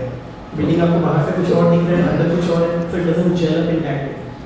Your question is related to that way only कि elevation अगर हमें traditional चाहिए, किसी client को चाहिए, तो of course जैसे उत्तम सर ने कहा that we need to understand that what client actually wants. Client cannot express every of his thoughts in an architectural way. So it should be relevant also in the context of what he is requiring. Number one. Yes, we as an architect we need to understand what. As well as what is the building usage. Right? Yes. What is actually how will it affect the area in and around? Okay. Of course, supportive तो होना ही चाहिए, but उस project की need के हिसाब से होना चाहिए. बिल्कुल जरूरी नहीं कि क्लाइंट अगर चाह रहा है कि वैसा हो तो वही होना चाहिए. As an architect, it's our duty. You have to justify जो बिल्डिंग का वो function fulfill हो रहा है. Okay, fine. So, this one you want to say anything? या आई बिलीव कि बिल्डिंग की आइडेंटिटी होती है, जो फसाड अपन बना रहे हैं, किस पर्पस के लिए बना रहे हैं, कौन सी बिल्डिंग बना रहे हैं, so everything comes from the initial point जो डिस्क्राइब, मतलब फसाड इज लाइक कि आपकी बिल्डिंग क्या है, किस लिए बनी हुई है, वो रिफ्लेक्ट होना चाहिए फसाड से, that it serve the purpose. तो इट्स नॉट लाइक कि आपने एक आर्टिफिशियल कोई भी एक फेस उसके ऊपर कर दिया है, ये blend with the original building का जो स्केलेटन है उसके साथ जो है वो ब्लेंड नहीं हो रहा है कॉन्सेप्ट के साथ, right? So the next question, I think everybody agrees on this. So the question number 2 is a preconceived notion is that the technique comes with innovation and tradition. So takes heed of the past. Can be reversed? Means क्या पास की जो traditional building है उसमें technology या innovation consider किया गया था, and what about the today's buildings? Are we actually having are we taking the roots from that traditional buildings? तो कहीं ना कहीं हमारे उस पुराने जो बिल्डिंग आज हम इनोवेशंस कर रहे हैं, नई जो बिल्डिंग हम डिजाइन कर रहे हैं, do we reflect some roots of the past traditions जो हमने सीखा है, अभी तक हम देखते आए हैं, आर्किटेक्चर में हमने सीखा है. So do you really think that it is roots are there in the contemporary designs? So first of all, I would like to thank you guys for giving me the stage and इसके बाद इस question के लिए basically sir first of all we have to understand that हम traditional form से समझ क्या रहे हैं। सिर्फ फसाड कॉपी करने को ट्रेडिशनल फॉर्म समझ रहे हैं, गिमिक करने को समझ रहे हैं कि हाँ हमने ताजमहल बना लिया, पर ताजमहल भी एक्चुअली एक मकबरा है, राइट। तो ताजमहल इज नॉट अ महल जहाँ पे राजा रहते थे, राइट। सो उसी पैटर्न पे अंडरस्टैंड करने की जरूरत है कि अगर हम टेक्नोलॉजी को भी बोल रहे हैं, बिल्ड करना चाहते हैं ट्रेडिशन के फॉर्म वे से, तो क्या हम सिर्फ डिज़ाइन फसाड में बोल रहे हैं कि हम उस कल्चरल पॉइंट ऑफ व्यू से भी बात कर रहे हैं जहाँ ट्रेडिशनली में वॉल्स जो होती थी 2-3 मीटर की स्टोन्स की बनती थी, क्या हम उस टेक्नोलॉजी को भी इन्वॉल्व करना चाह रहे हैं? First of all there should be a clarity कि हाँ ट्रेडिशनल फॉर्म ऑफ बिल्डिंग में हम वर्नाक्युलर मटेरियल्स का भी यूटिलाइजेशन करना चाह रहे हैं जो लोकली अवेलेबल उनके साथ साथ सिर्फ फसाड डिवेट करके हम किसी चीज़ को अचीव करना चाह रहे हैं। Then actually we can go up to कि हाँ हम नई न्यू टेक्नोलॉजीज को ब्रिंग करके we can redesign that concept if a client requires it. Ravi, you want to say anything on this? First of all, good evening everyone. I must say that before saying anything that design debate team have taken a very good initiative to get together all the architects, eminent architects and Indian designers of Raipur, and we are very proud that we are here in a stage and discussing on such good issues. All the seniors and my friends what are discussing about the traditional. What I think that in the last 12 to 13 years of my practice and as well as during my college studies, what I learned about the traditional design is that traditional designing of any building is something like जिसमें हम climatology को relate कर सकें, हमारे जो locally available जो materials हैं हम उसको उसमें इंकॉर्पोरेट कर सकें और साथ ही साथ जो फंक्शन ऑफ द बिल्डिंग है उसको हम इस तरीके से इम्प्लीमेंट करें कि एट आफ्टर सेवरल इयर्स, अगर आपने देखा होगा बहुत से हम अगर राजस्थान विजिट करें या वहाँ की किसी फोर्ट्स को देखें तो आज भी हमें पता चलता है कि उस समय भी उन्होंने किस बेहतरीन तरीके से आर्किटेक्चरल टेक्नोलॉजीज को यूज करके कुछ इस तरीके से डिजाइन किया था कि उसके पीछे भी एक आइडिया था, एक थॉट था। तो डेफिनेटली मैं एग्री करूंगा कि सिर्फ ट्रेडिशनल डिजाइन बिल्डिंग के नाम पे हमें कॉपी तो नहीं करना चाहिए, एटलीस्ट ये स्टेटमेंट तो क्लियर है। और कॉपी करने के अलावा अगर हम सारे लोकल अवेलेबल मटेरियल्स को एज वेल एज टेक्नोलॉजी के साथ साथ क्लाइमेटोलॉजी को अगर थोड़ा भी फॉलो करें तो डेफिनेटली हर बिल्डिंग अपने आप में एक बेहतरीन बिल्डिंग अपने आप में बनेगी। क्योंकि मैं एनआईटी से हूँ इसलिए मैं एनआईटी का एग्जांपल नहीं दे रहा, but what I learn that अगर आप, क्योंकि हमारे सारे बहुत से हम लोग बैठे हैं डेफिनेटली इसमें काफ़ी लोग एनआईटी से बिलोंग करते हैं, तो हमें लोग अपनी आर्किटेक्चर स्टडीज में बहुत अच्छी तरह से प्रूव भी और हमने देखा भी है कि सारे जो फिल्स डिजाइन किए गए एनआईटी बिल्डिंग के एस्थेटिकली वो आज भी उतने ही अच्छे दिखते हैं। Climatology wise, placement wise, orientation wise वो बिल्डिंग इस तरीके से प्लेस की गई है कि पूरी की पूरी जो हीट है या बोलना चाहिए जो एक ओवर एक्सेस हीट है जो बिल्डिंग की तरफ अप्रोच कर रही है उसे कैसे कट डाउन करना है और उसके बाद भी बिल्डिंग को बहुत अच्छी तरीके से ट्रीट करना है। तो डेफिनेटली ट्रेडिशनल आर्किटेक्चर के नाम पे हम सिर्फ कॉपी पेस्ट तो नहीं कर सकते, उसके अलावा भी बहुत कुछ करना जरूरी है। Thank you. ओके, तो मेरे ख्याल से ये मेरा नेक्स्ट क्वेश्चन का भी रवि ने आंसर दे दिया है answer. So I think anybody has to say on this.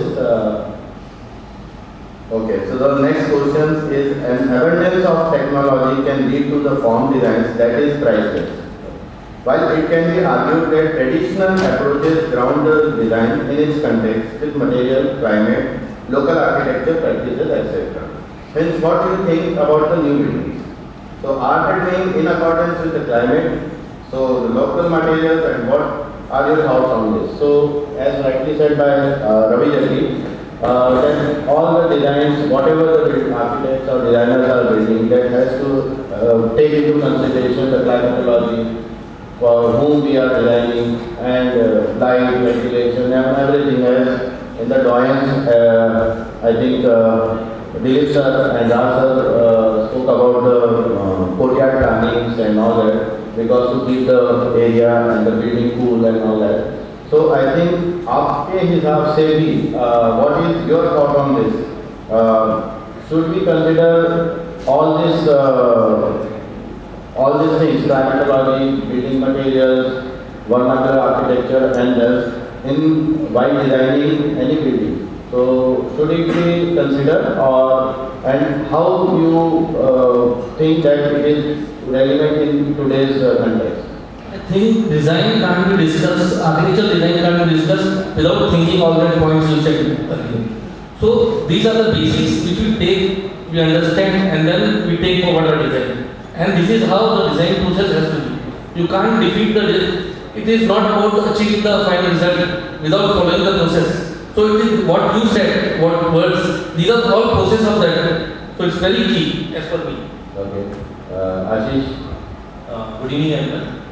When it comes to design, what I think, when we are designing a public space, like if we are going to design a school or we are going to design a hospital which was previously there, so we have to take care of the ancient Since you got award in the Atmanand school, so what actually you considered by designing the... Actually it was for a place, Nagari. Okay. Basically, पुराने British time की building थी that was demolished and it has to be constructed newly. So I have to take care of the previous design also, so that the people who are attached to that school, one of the director of Ramdhari itself who has studied in that school, and he told me that इसका पुराना जो feel है that should be there. Okay. So you have to retain that the feel of we have to take care of that feel also. So taking consideration of that, I have designed some courtyards in between that and use the arches which were used before also. So you retain that the old structures, designs, elements and all that. Design element. Okay. So anybody on this question? I think जो points आपने mention करा उसके बिना design करना is not an architectural design.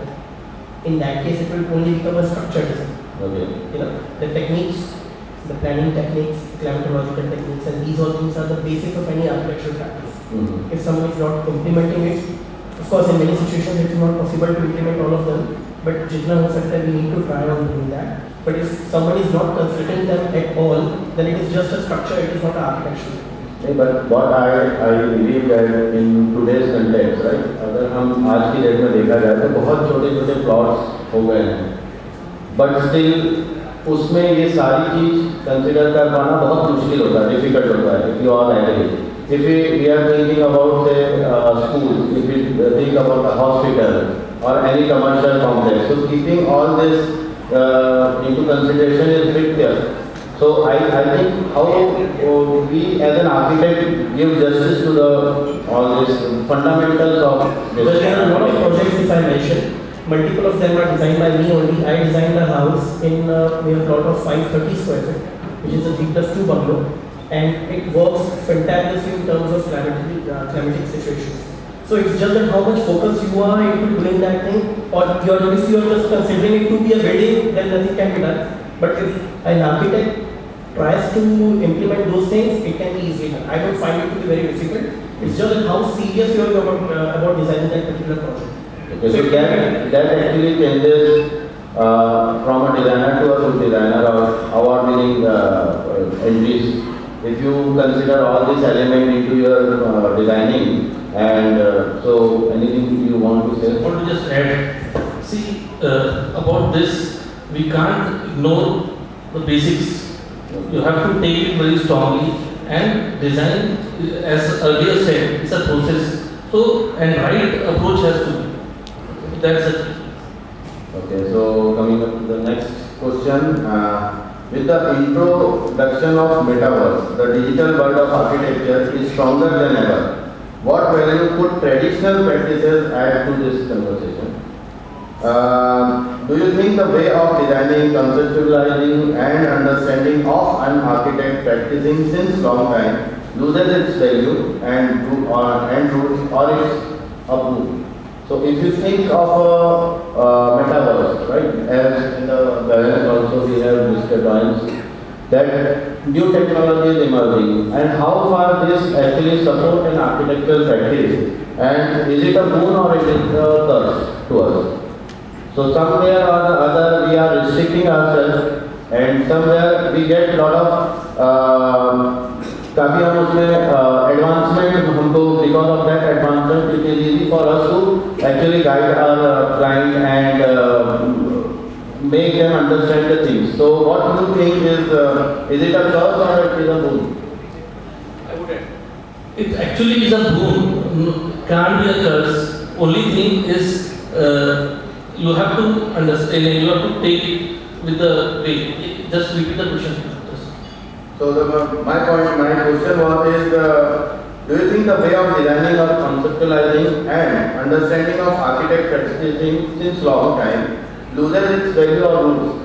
Means sometimes क्या होता है बहुत ज़्यादा टेक्नोलॉजी ओरिएंटेड होने के चलते कभी-कभी हम अपनी जो ग्रासरूट लेवल की जो डिजाइनिंग एलिमेंट है हम कहीं कहीं ओवरकम करते हैं और sometimes that leads to a wrong practice or I don't know means how you feel about that is it a curse or it's a boon?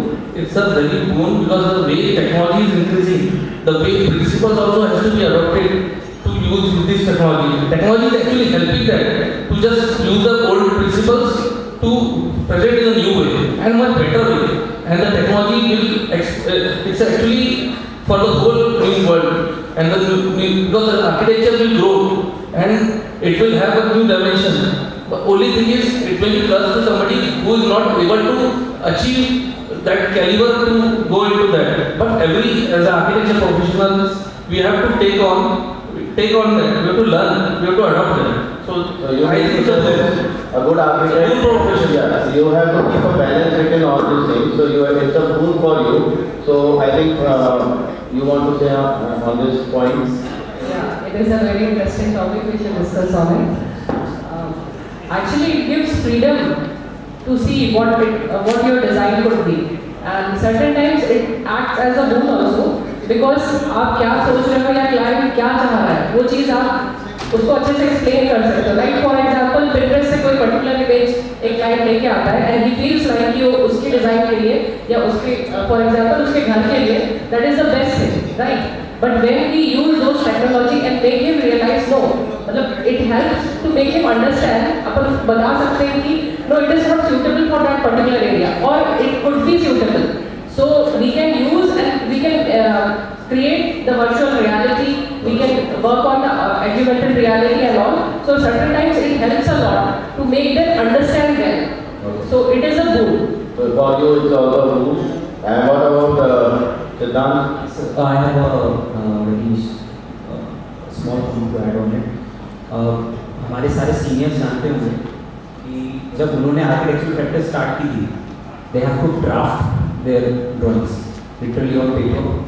And हमारी एज में शायद AutoCAD कन्वीनियंस हो गया और आज के और भी जो अभी बच्चे पढ़ रहे हैं कॉलेज में आई गेस तो उन्हें और भी सॉफ्टवेयर आ गए हैं जिसमें सिर्फ रूम के साइजेस मेंशन कर दो तो बहुत सारी चीज़ें क्लैरिटी AI के पॉइंट ऑफ व्यू से हो जाती है. It's just save a lot of time that two of an hour. बाकी क्लाइंट्स के पॉइंट ऑफ व्यू से जस्ट बिकॉज वो हमारा टाइम सेव कर रहा है उनके पास और टाइम आ जाता है हम उनसे डिस्कशन करने के लिए. Now we need Pinterest kind of designs, now we need 10 more options, now we need 4 more options. पहले के समय में मेहनत ज़्यादा लगती थी, उसमें चेंजेस में भी तो शायद एक्सेप्टेंस थी, लेकिन मेरे ख्याल से लेकिन इसमें मेरे ख्याल से दोनों चीज़ें हैं. देखिए क्या होता है over education is also harmful I guess. आप अगर देखते हैं आपके भी कई क्लाइंट्स हैं जो आज की डेट में अपना परसेप्शन बना के आते हैं. आपकी रिक्वायरमेंट वो पहले से वो अपनी बना के आते हैं, डिजाइन भी लेके आते हैं because that is easily available right now. ठीक in Pinterest and all things आप अगर इंटीरियर्स कर रहे हैं तो they come up with your designing also कि सर हमको ऐसा डिजाइन चाहिए, राइट? समवेयर और other sometimes that room sizes sometimes that scale doesn't fit in that.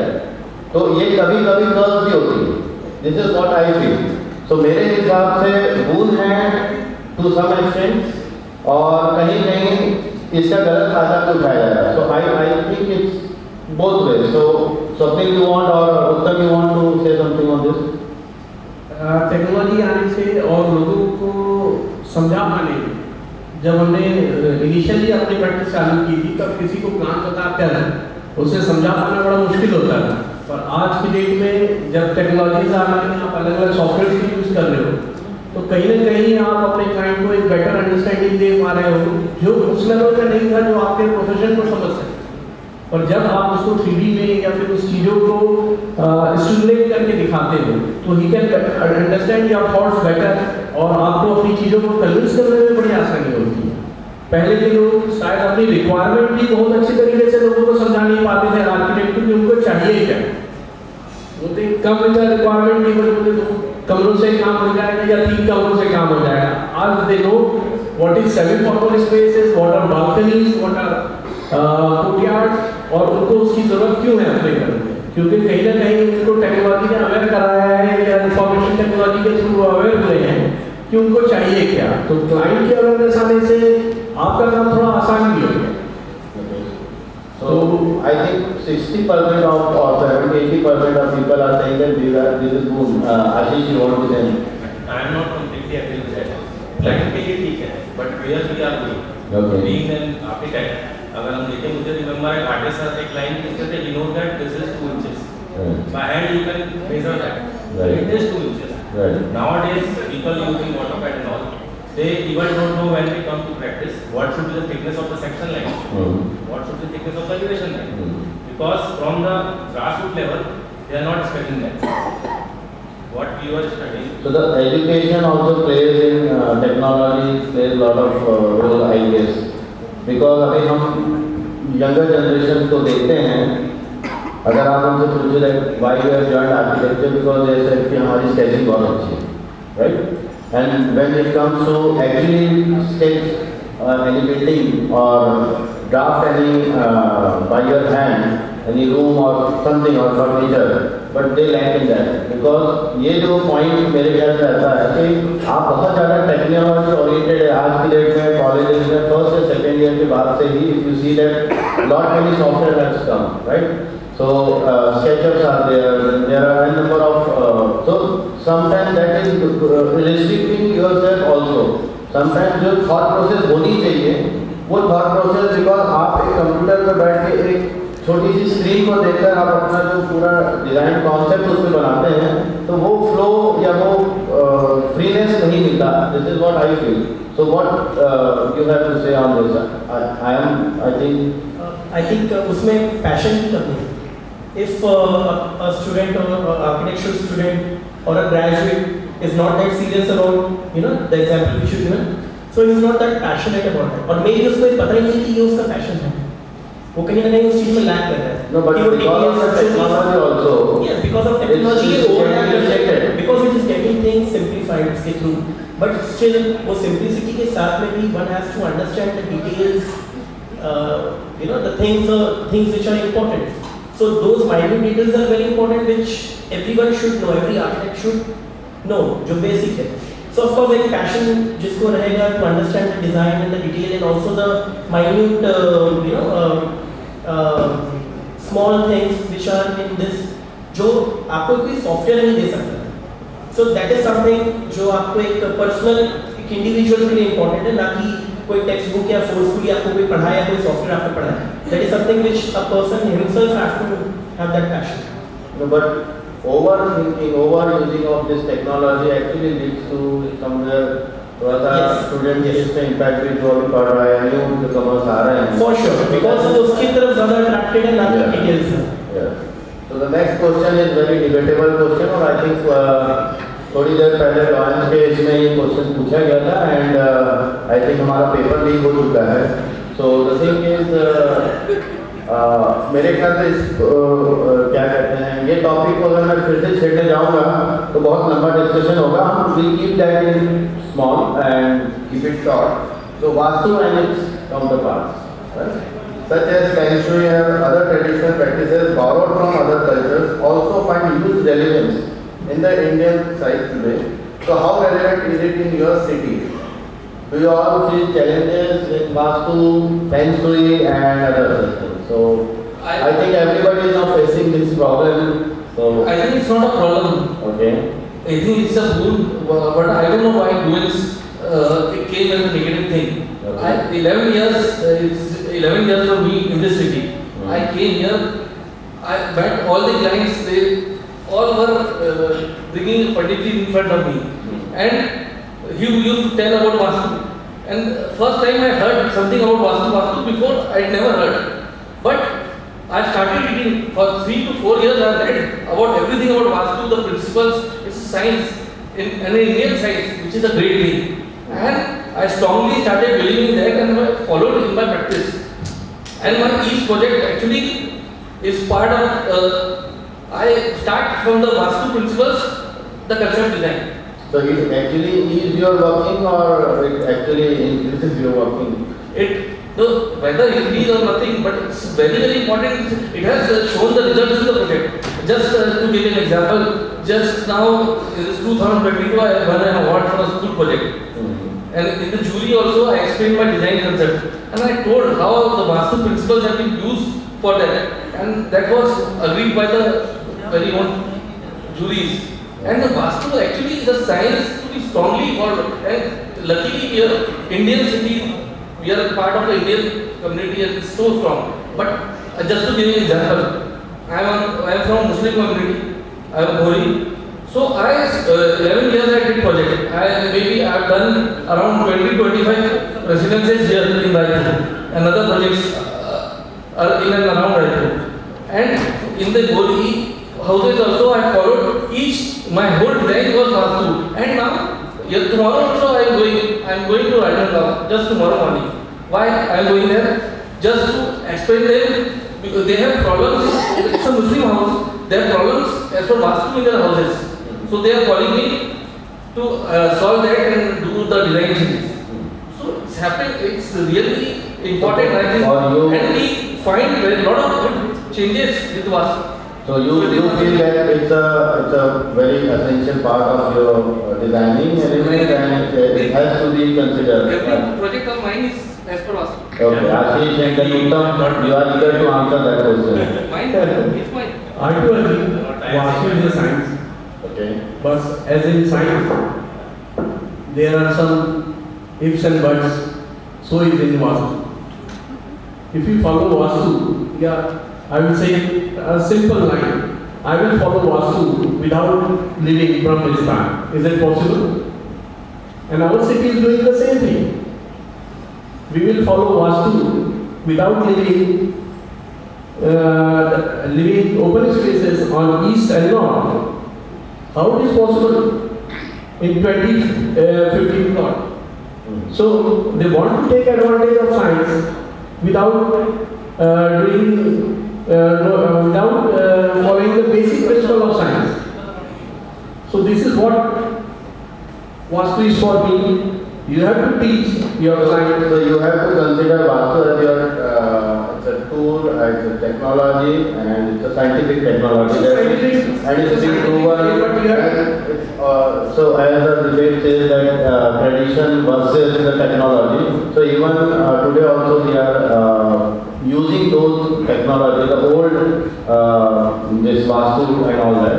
Because of the betterment of the client and the buildings and all that, is like southwest, you have to keep because of the maximum heat comes to that, so you have to keep that minimum openings in that. So there is somewhere or the other technology is also involved, technique is there, scientific reasoning is there. So I think Siddhant you want to say?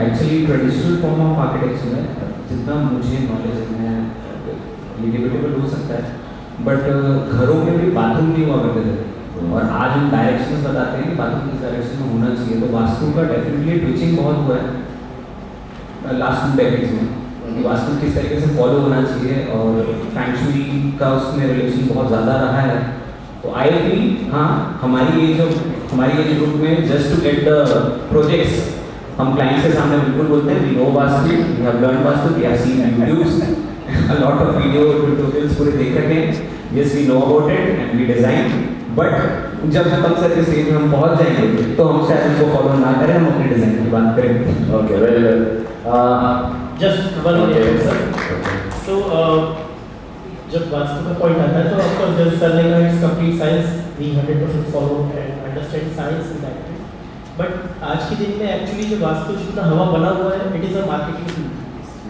And nothing else ये सब जो वास्तु करते हैं professionally अब तो महावास्तु और क्या क्या आ रहा है मैं तो नाम भी नहीं लेता because I find it to be very guilty कि मैं ऐसा बोल भी रहा but it's just a business and we all architects are facing this problem from last 10 years so better not to talk about vastu at all we should all stop thinking about vastu.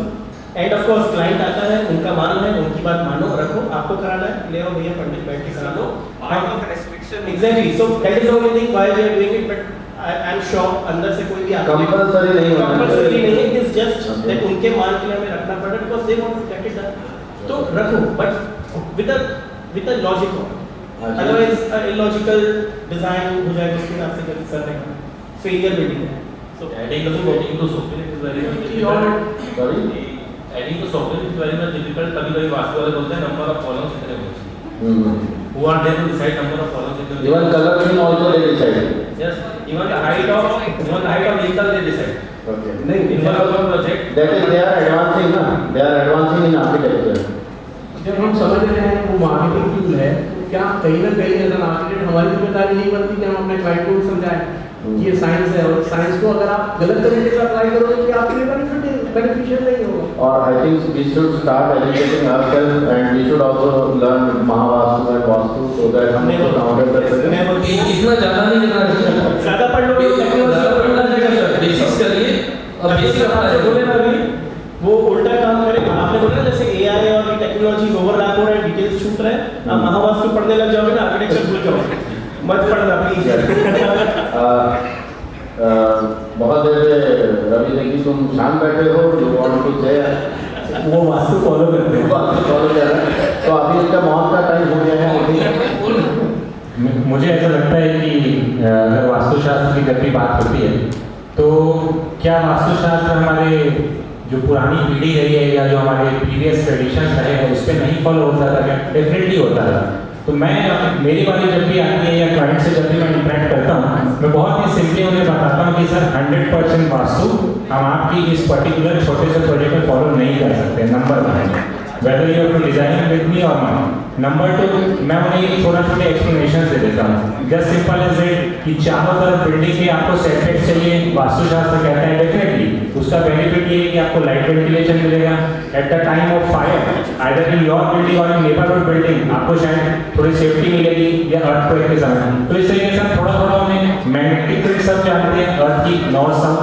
तो जो वास्तु में system है कि you have to sleep putting your head to the south and north to, ये सारा जो system है मैं कोशिश करता हूँ अपने क्लाइंट्स के साथ इंटरेक्ट करके उन्हें कुछ बातें समझा दूँ कि क्या क्या चीज़ें वो फॉलो कर सकते हो और क्या क्या चीज़ें वो फॉलो नहीं कर सकते हैं. तो इसमें तो डेफिनेटली 90% क्लाइंट्स हमारे एग्री हो जाते हैं और वो खुश भी रहते हैं कि आर्किटेक्ट बहुत ही क्लियरली मेंशन कर रहे हैं कि कहाँ पे वो अपनी प्लानिंग पे फोकस कर रहे हैं और कौन से पार्ट्स में वास्तु को एंटरटेन कर रहे हैं. मुझे ऐसा लगता है कि वास्तु उतना भी कॉन्फ्लिक्टेड टॉपिक नहीं है. हमें जितना हो सके फॉलो करो और जितना नहीं हो सके फ्रैंकली क्लाइंट को हमें डिस्कस करके उसे एक्सप्लेन करने की कोशिश करनी चाहिए. That's it. Thank you all. Next question is relevant in this time and practice it. Has it been a blessing or a curse? Again, it's a social media. Again, the popular things like now Facebook, Insta, and all that. So, what do you think? Swapnil, you want to say anything? You are more into that. It's a blessing. Why? Because it gives you inspiration. When you listen, learn, see things via the social media, automatically you get inspired and you understand the things. क्योंकि अगर आप ये सब देखना बंद करोगे, पहले भी न्यूज़पेपर्स थे, मैगजीन्स थे, आज का ये इंस्टाग्राम, फेसबुक है, पिंटरेस्ट है, because from that only you get inspiration. So inspiration लेना कहीं से कोई गलत चीज़ नहीं है. How wrongly you can take it, it's your thing. Does it really जो न्यू यंगर जनरेशन है और जो थोड़ा सा जैसे डॉयंस हैं 20-25 इयर्स जिनका प्रैक्टिस हो चुका है, so there is a gap sometimes because of you are not on the social media or something. So does it really affect this into the your practices or in this? To get that new sense of technique, of course, yes. कि one who is not using these things from last 25 years, उनके लिए आसान नहीं होगा of course to use all this. But one has to upgrade because ऐसे बहुत सारे architects हैं हमारे देश में जिनकी practice 30-35 साल से, उनकी teams है. Now they are having people under in their office who are maintaining these things. So it is very important to run with the speed of, the world is speed में चल रहा है. If you are not doing it, backup होगा कहीं ना कहीं घटे. Yeah, one has to get updated, and for updation, these are the best medias where we can learn many things and we can enhance our design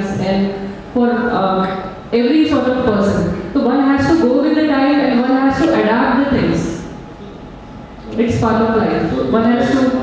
You mean to say कि हम जो है अभी सोशल मीडिया जो अभी हम in tune जो चल रहा है जो अभी नई टेक्नोलॉजी है या नई चीज़ है तो ये everybody has to keep a pace with this. Yeah, one has to go with the pace. Okay. One has to be updated with the technologies. Okay. सिद्धांत मेरे लिए तो पर्सनली ये घूम रहा है एंड मैं इसलिए बोलूँगा कि सबको फॉलो करना चाहिए या सबको अपने प्रोजेक्ट्स डालने चाहिए क्योंकि एडवर्टाइजमेंट सीओ में बैन है। जब तक सोशल मीडिया में चल रहा है चला लो जितना हो सके ज़्यादा बूस्ट करके अपने प्रोजेक्ट्स को शो करो दिखाओ सभी को एंड डेफिनेटली आपका एक एक्सपोजर वहाँ मिलता है that's the only place right now where architects interior designer even vastu people can get exposure and अभी तो सिविल गुरु जी नाम से भी तो आधा तो हम वहीं से सीख रहे हैं ऐसा लग रहा है। एक्चुअली मैंने मतलब since I've been working in Raipur from since 2003, right? मैंने अभी almost 20-22 years के इसमें मैंने ये देखा कि in Raipur छत्तीसगढ़ में जब मैं यहाँ आया when I came to Raipur, I have seen not many architects were well known to the public. Later on धीरे-धीरे अब एक satisfaction होता है that when you come, when you go to any places, when you talk about this, that because of the social media you get an exposure, right? Number two is you have to you have to tune with the new things. Because of this, the social media sometimes जैसे मैंने देखा कि घाटे साहब है जब हम लोगों को फेलिसिटेट करने की बारी आई थी तो वी यूज टू एक्चुअली हम 2-3 दिन उनके यहाँ गए देखे कि उनके पास क्या पुराने प्रोजेक्ट्स हो सकते थे उस समय तो फोटोग्राफ भी नहीं थे ठीक है I think Arun sir knows that very well तो हमको उनके लिए जब एवी डिज़ाइन करना पड़ा था तो हम लोगों को काफ़ी परेशानी हो गई थी because of that I think अगर हम सोशल मीडिया पे थोड़ा सा एक्टिव रहते हैं अगर हम अपने प्रोजेक्ट्स को उस लेवल पे I'm sure there are not many architects who are doing wonderful job, but because of not onto that social media or not you are not up to that, I think some or the other way it actually आपको थोड़ा सा पीछे setback होता है. So I feel कि to some extent we as an architect or senior architects also they have to keep a pace with the new technology. They have to come onto the social media and all that, right? So the next and the last question is, what do you think in the future is the future of our city, since we don't have much traditional buildings, and apparently this state is a newly formed. So as a young designer, what should be your design approach in shaping our city? What do you feel? What should be the need of this city and the state in future? Well, again, it's a question for all of us, so everybody has to give answer to that. जैसे आपने कहा कि अभी रायपुर का कोई there is no particular architecture of our city. So अभी तक नहीं था इसका मतलब ये नहीं कि आगे नहीं हो सकता. Now we have that power to design that. So let's all get together and design our city in that way that it can become a benchmark and that becomes the culture of our city, the architectural culture of our city. So that we all have to decide and design it in that way, and it has to be very appropriate. It cannot be just copied or chemical things so that it should not go in that way. So we need to understand the context and the need of our city, the climatological need of our city, and in that way we can design it. And that can become the face of Raipur in all terms. So you want to say that you have to now create a benchmark for the... If there is nothing, then we can create it. It's a blank canvas, we can paint it in the way we want. Uttam, what do you have to say on this? The need of the city and the state. The need of the state is to go cope up with the international norms like sustainable buildings, green buildings and something like that. And since we are growing a state, so we have a lot of opportunity to play with all those tools and all those things, because a lot of new buildings are going to come, and once benchmark can be set, so every building or some people who know architecture will get inspired by that building, and there will be a new pattern that will develop in our city. So it's a blank canvas right now. So I totally agree with Swapnil sir कि हमें अपने pen उठा लेना चाहिए and now we should start designing whatever we like. And other landmark ones. What do you feel that this new buildings, what type of buildings, what is lacking? See sir, do you really feel कि यार किस type की चीजें यहाँ होनी चाहिए जो कि बड़ी सिटीज हैं, मेट्रोज में है अवेलेबिलिटी, इन आर कंटेक्स्ट वो यहाँ पे फ्यूचर हो सकता है? सर ट्रेडिशनल फॉर्म पे हम लैक नहीं करते, मैं थोड़ा डिफरेंट डायरेक्शन से बोलना चाहता हूँ. ट्रेडिशनल फॉर्म्स में हम लैक नहीं करते. हमारे पास ट्रेडिशनल फॉर्म ऑफ आर्किटेक्चर है, बस्ता आर्ट भी है, डिजाइनिंग पॉइंट ऑफ व्यू से भी है, हर्ट कल्चर भी है, बहुत सारी चीज़ें हैं. It's just that we again जो हमारा ओवरऑल टॉपिक है traditional and technology, new technology, we just have to incorporate both and we have to design something new for the city, something to be remembered by. This is what I think. I feel it's not just the role of an architect who shapes the city. It's the extension of architect, urban planners, urban designers, which are now shaping the city. Recently, just to give an example, I just went to ITPI conference, which happened in Bhubaneswar. So now a new thing is going on in India. The new vision is being planned for our cities to be there, and also they are forming new colleges all across India for making urban planners, because now they want to have a character for the city. City is not just we are limited to just designing a building and shaping that, but urban designers, urban planners have a larger role to play into it. And you know, just to give an example, Responsibility of all the people, like from the it's not only to everybody, for the designers and everything. Everybody has to give just to give example. Naya Raipur has already led his urban design guidelines, and now whatever the buildings are being planned, they are following within that urban design framework. So it is part of that, and that's why the city is shaping up in that certain characters.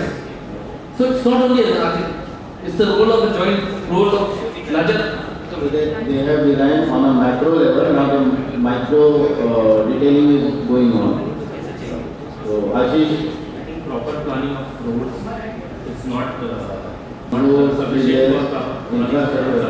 Infrastructure should be also there, and convenience of public, like local transport should be developed accordingly. Because if you will make roads like Naya Raipur and you are not getting a post to reach over there, then it is not. Kusum? Sir, I believe Chhattisgarh is having a good heritage. So whatever modern buildings we are coming up with, we should concentrate more on the sustainability thing. We have good culture, we have good heritage, which can be incorporated in the coming up buildings, what any architect is designing for Raipur. So I believe there is lots of opportunity, lots of things are there, but we should think of more of sustainability. Whatever the design type is, whether it is a traditional building, whether it is coming to a modern contemporary building, we should gel, or we should go hand in hand with both the tradition, and the building should be technology based. The type of material what we are using there is a good heritage and culture what we believe here. Ravi? Sir, what I believe is that in terms of अगर infrastructure बात करें तो last 15 to 20 years में जो मैंने observe किया है कि रायपुर को और छत्तीसगढ़ स्टेट को जितना बेहतर इंफ्रास्ट्रक्चर मिला है शायद ही किसी स्टेट को मिला है. अभी हमारे आर्किटेक्ट्स कम्युनिटी, इंटीरियर डिजाइनर, सारे जो जितने डिजाइनर्स हैं including town planners and urban planners, कुछ हद तक तो हम पे भी डिपेंड करता है कि हम उस ब्लैंक कैनवास को किस तरीके से फिल करने के लिए आगे बढ़ रहे हैं. बट ये श्योर है कि हमारे पास अगले 20 to 25 ईयर्स तक अपॉर्चुनिटीज की कोई कमी नहीं है. इट्स अप टू अस कि हम अपना कौन सा ऐसा ड्रीम डिजाइन या कौन सा ऐसा ड्रीम प्रोजेक्ट एक ऐसा सेट करें जिसको देखते हुए या जिसको फॉलो करते हुए फिर आगे एक लाइन सेट हो सके जिससे कि छत्तीसगढ़ की पूरी की पूरी पहचान हो सके. बट अगर हम कैपेबिलिटीज की बात करें और अपॉर्चुनिटीज की बात करें तो नेक्स्ट 20 to 25 ईयर्स तक छत्तीसगढ़ इनफैक्ट रायपुर में भी किसी कोई कमी नहीं. What I believe is that. Okay, so that's great. I think आप लोगों ने बहुत पेशेंटली मेरे क्वेश्चन का आंसर दिया. थैंक यू द ऑडियंस जिन्होंने हमें पेशेंटली सुना. तो I will Alisha, the debate is over. I think many question जो हमने पूछे उनके काफ़ी स्ट्रेट फॉरवर्ड आंसर्स मिले, जिससे काफ़ी ऑडियंस जितनी बैठी हैं वो कहीं ना कहीं इसको कोरिलेट कर रही होंगी. कोई एग्री कर रहा होगा, कोई डिसएग्री कर रहा होगा, बट इस डिबेट का बेसिक जो मर्म है या जो हम चाहते हैं वो ये था कि कहीं ना कहीं ये अपनी जितनी जो यंग है या बॉयंस हैं या यंग जितने डिजाइनर्स हैं वो इन सब पॉइंट्स को कैसे उसका आंसर देते हैं, कैसे उसको समझते हैं। आई think it's all about that. So thank you everyone and thank you Alicia and the team, architect and interior. Thank you.